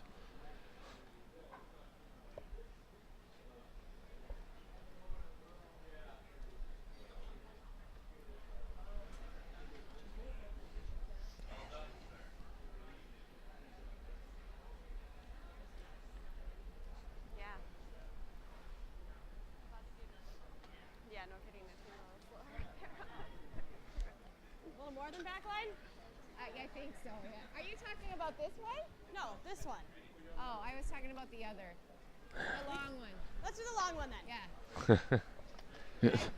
I wasn't quite sure where she had the broom and said a little more than back line. Yeah. The cross the face with the out turn might be I think that's maybe the slightly more makeable and slightly less risky, maybe. But yeah, I don't really see a lot.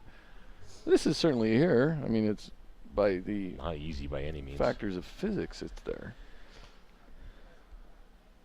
So, Deb McCormick has 2 guards right next to each other out there, and a Rothstone in the forefoot. Amelia Yosh is throwing her first of the 10th end. Here comes Erica Brown with her, trying a long angle, double angle raise. She's actually going to over curl. Over curling, okay. So that's going to be 1 for Brown. Going to take a 6-5 lead into the 10th end. Sorman will have the hammer and will be looking for 2 to grab a win there. So is there any chance your club is considering replacing their current stones? If so, the USA Curling, in partnership with the World Curling Federation, is offering all member clubs the opportunity to purchase brand new or high-quality refurbished stones from Kays of Scotland at cost over a 5-year payment period. For more information on this exciting program, contact USA Curling Director of Growth and Development, Kim Nowen.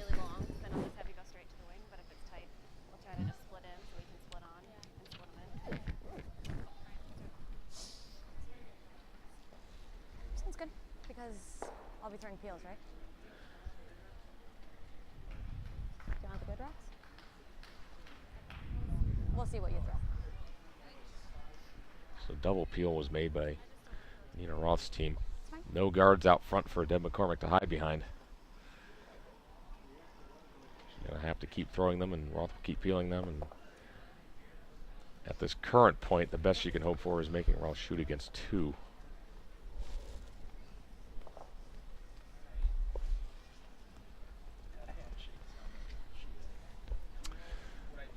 The game is over on sheet A. You might be hitting Vic if you want to Giant throw Sweet Chai gets run out of rocks. So that'll go down as a 9-6 win for the Corey Christensen rink, with Sarah Anderson skipping. Chai still looking for their first win, I believe. So we're down to 2 matches left. Close games in both accounts.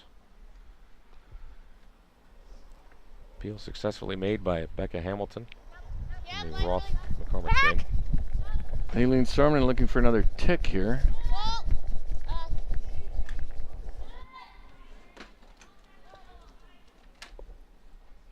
Stop it. Save yourself. Just stop it. Oh, well, I didn't. It's already going to hit it. And if this goes out of play, it's a free guard zone violation. So it nosed it. So. Out it goes. Yellow rock goes back to where it was. Red rock comes off and is removed from play. Same weight's good. 1.5. A little bit. Jamie Sinclair throwing a peel for Nina Roth, running off the center guard. Jamie can certainly throw it hard. And hard and accurate, no mistake. Makes that peel.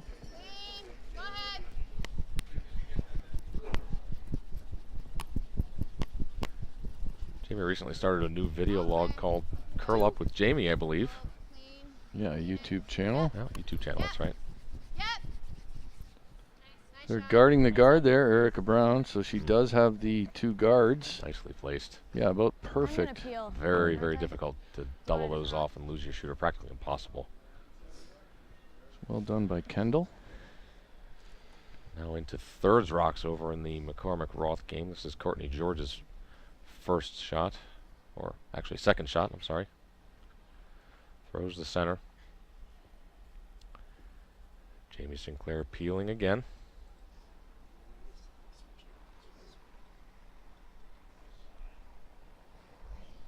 .403. So it looks like the team switched rocks. Yep. Hard, yep. Hurry, girls, hard. Yep. Well, they pulled one out and they pulled one out and then put another one in. I guess because they think one is curling a little more than another or straighter than another. Sorry, I didn't really see that. Yeah, that one wound up in about the worst spot possible. Yeah. Froze to the center guard and is now a third guard for Erica to use. There are certainly, it's a great set of rocks we have, the United States Curling Association, but like all stones, there's some have different characteristics than others. There are a few that curl more than others, a few that are straighter. That's part of the game, is picking up the nuances of the different rocks. It certainly is. Here's a very nice shot. I think if it finishes just a bit. That's a beautiful come around. And Erica Brown is off to a great start here in this end. Her first three couldn't have been a whole lot better. And now now Aileen Sormanen is down to peeling the high guard. Problem is the way they lock the other one on, that there's not really a double peel possibility there. The only nice thing is that it is lined up onto the center. Yeah, it might actually be lined up. Oh, ooh. Just changed the angles ever so slightly, but there's a groan there from someone on Team Sormanen. Not very happy with that one at all. So Eric is electing to guard again, guard the guards. Nina Ross' team called a timeout and has their coach Ann Swissham out.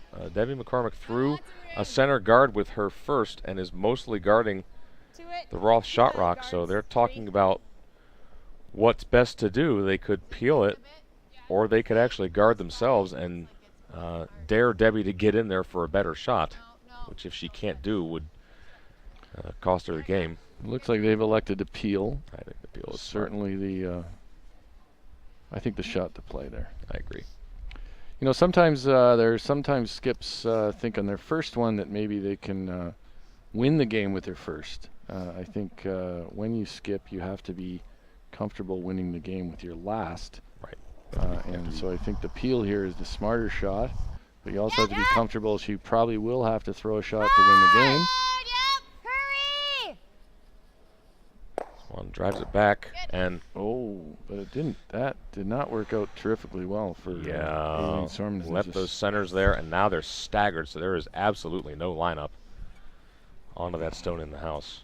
They would really love to have dislodged that one a bit from the forefoot, kicked it over to the side. Comes Nina Ross. Peel on the way. She successfully peels that rock. So now Deb will have to make a play on the yellow stone in the top four. I think all she's got is to hit and roll over somewhere and make Nina throw against two. Well, there's a shot where if she hits and sits there, Nina won't be able to nose it, I think, and be shot. That's true.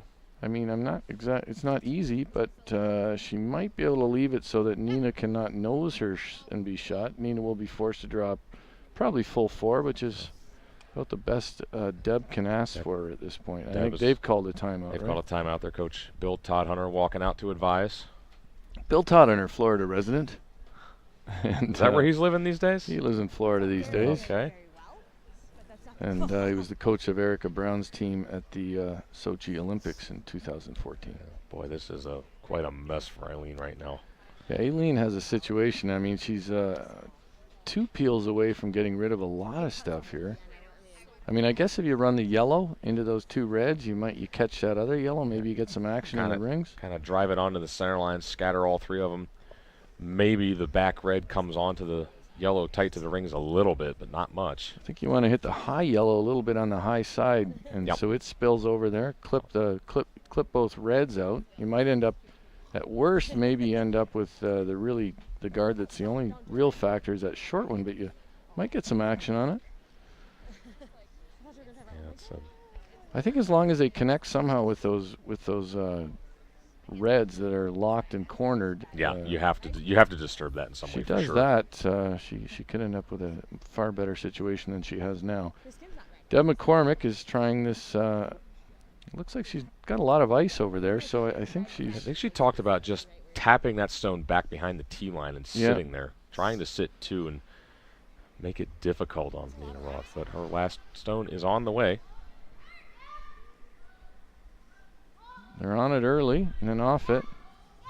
Get it straight back, pretty much dislodge the... Didn't work out too great here in sheet B. Here comes Deb McCormick's shot. Sounds like it's got to curl a little bit. They're close on it. They've been on and off it the whole way.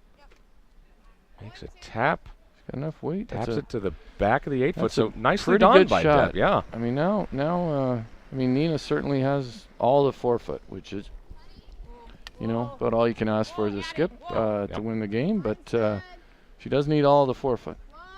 And just any piece of the 4 basically will get her the win. She's half in the 4, I guess. She's good, or even,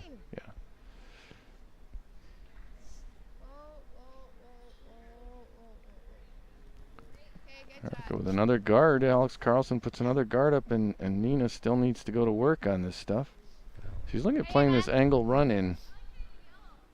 You're only going to have one pass at that. Yeah, that's an all or nothing shot there, and I think I like the yellow-yellow combo. Hit it just right, you can actually get all of them moving. You want to call timeout? here comes Nina Roth. Needs touch the forfeit, basically. Call timeout if you want. We need time. Yeah, let's. Well, Aileen Sorman calls a timeout. Here comes Nina Ross Rock. It's on the way. They're sweeping it early. Now they're off it and watching. We have to open up a Still draw. moving with it. This doesn't look light. Did they overcook it just a hair? She can't come to the back yellow, and this looks like it's got some pace. Uh-oh. I think that's handshakes. Uh-oh. Yeah, and Oh. a win for Deb McCormick. Wow, a steal of 2 for Deb McCormick. My. Well, What a comeback. She trailed 7-3 in that game halfway through, and a massive comeback. And It was a huge comeback for Deb McCormick with her new team, with Courtney George in at third. yeah, and that caps off a 2-win day for Deb. 2 very hard-earned wins. So they got to be feeling good after that one. Yeah. So double peel those or run it into that. Well, and that's not the one you want as a skip to go to for your evening when you whistle to draw through, but that's the way curling goes. Yeah. Okay. Sounds good. Sorry, yeah, we missed it. We were blabbing about the exciting Deb McCormick finish, and we missed Scott Baird talking to his team. I'm sorry to the viewers. I loathe when announcers do that when I'm watching, and I just did it. So That's why we only have you here a couple times, Dean. Yes, well, there you go. Now there won't be another timeout. Everybody was like, I can't hear. Well, Gemmel, just shut up. Shut up, Dean. Here comes Monica Walker. It looks like she's playing a peel of some sort, trying to move a bit of granite. Trying to double the top 2, perhaps. Sit straight back. Gets a tight one. Less than ideal. Yeah, not really good. Still no path into the middle. Erica might go really aggressive here and try to bring another one Bring in. a second one in. I was looking at that because If you see where Erica, let's listen to what they're saying. Is that better? Tolerance is here. yeah, very smart from Alex. The tolerance is a little bit short rather than deep, because if you go deep, Eileen will just draw right on top of you. One thing you can't do here is hang it out a bit and leave her a little slash double to open it up. Although even if you do that and she makes a slash double, then you've got another chance to bury one maybe a little better than this one. So By side.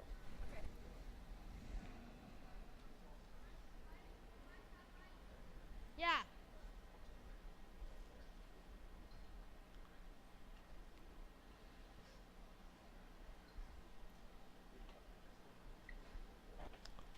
Erica Brown's first making its way down. calling early for line. Definitely don't want to touch that You guard. cannot wreck the guard. Really hard. Hard, guys. Yeah. Really hard. Really tight to the guard. Really tight to the guard. Gotta go. Oh. Well, she's fortunate in that she didn't push the red guard too far. Didn't really expose her own that much, but not what she would have liked at all. Does give Aileen an opportunity now to maybe draw in for shot. Yeah, Coming that's, in? Because if we peel that, She and puts even a guard. if we leave one, yeah, we've got to make it even better. But if you're hanging out, then she hits and pops in, and she's sitting too. I think I like this. You got it. You know the weight. I think at this point, Eileen's just concerned about scoring and sending this to an extra end. I don't. Yeah. Not seeing much of a chance at 2. She's been bailing just to try and score 1 all well, in. I think Tara said, well, then she's going to sit 2, and that really doesn't make a difference. No, if she's I sitting know. 2 or It doesn't 1. make a difference. So I think this is the right call. She ideally she'd love to sort of get half tucked behind that one in the top forfeit, which you can do on this ice. That can happen. And then just poke out there as a little bit of a teaser for Erica. Line's good. Line's good. Yep. Getting tight. Yep. Okay. I'm fine. Weight only. Right around it. Line's fine. Right Getting under close. it. Yep. Yep. Yep. Hard. Yes. Oh, just over curled. Going to chap off. Sits pretty much wide open. So this Aileen Sormanen has 28 seconds on her clock. Erica has just under a minute to throw her last one. And Aileen is shot, so Erica's going to try to remove it here. If she noses... Noses is a pretty good shot, actually. Nose is actually really good, I think. That's going to be a really hard time for Eileen to score. Yeah. This thing's screwed up. Oh, she's taking the mic off. Technical difficulty with the wireless mic, it looks like. A technical timeout here for a nanosecond. They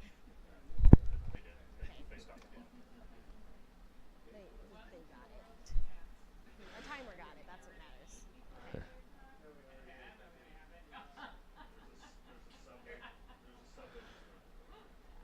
Not sure what happened there. Just not working out.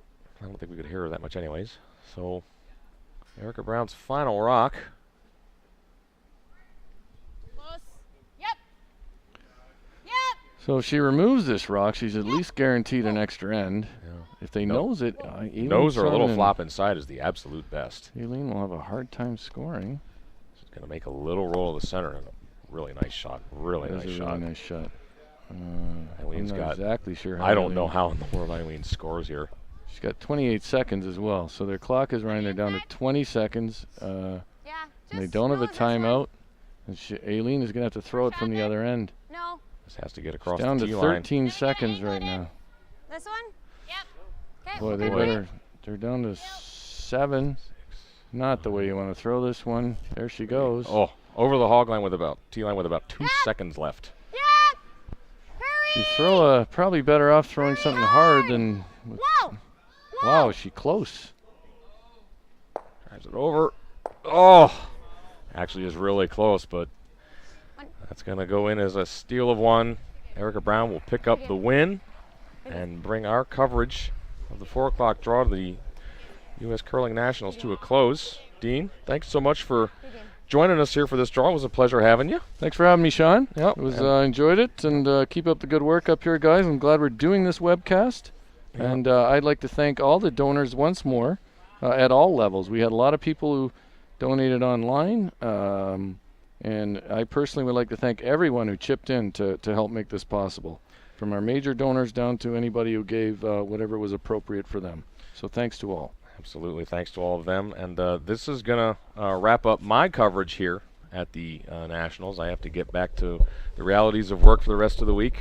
So I'm going to pass off the rest of the broadcast to Joe and BA and all the rest of the broadcasters. Everybody have a good week, and I will see you out there for TESN and Joe Calabrese and Brian Anderson and Dean Gemmel. This is Sean Murray signing off from Kalamazoo.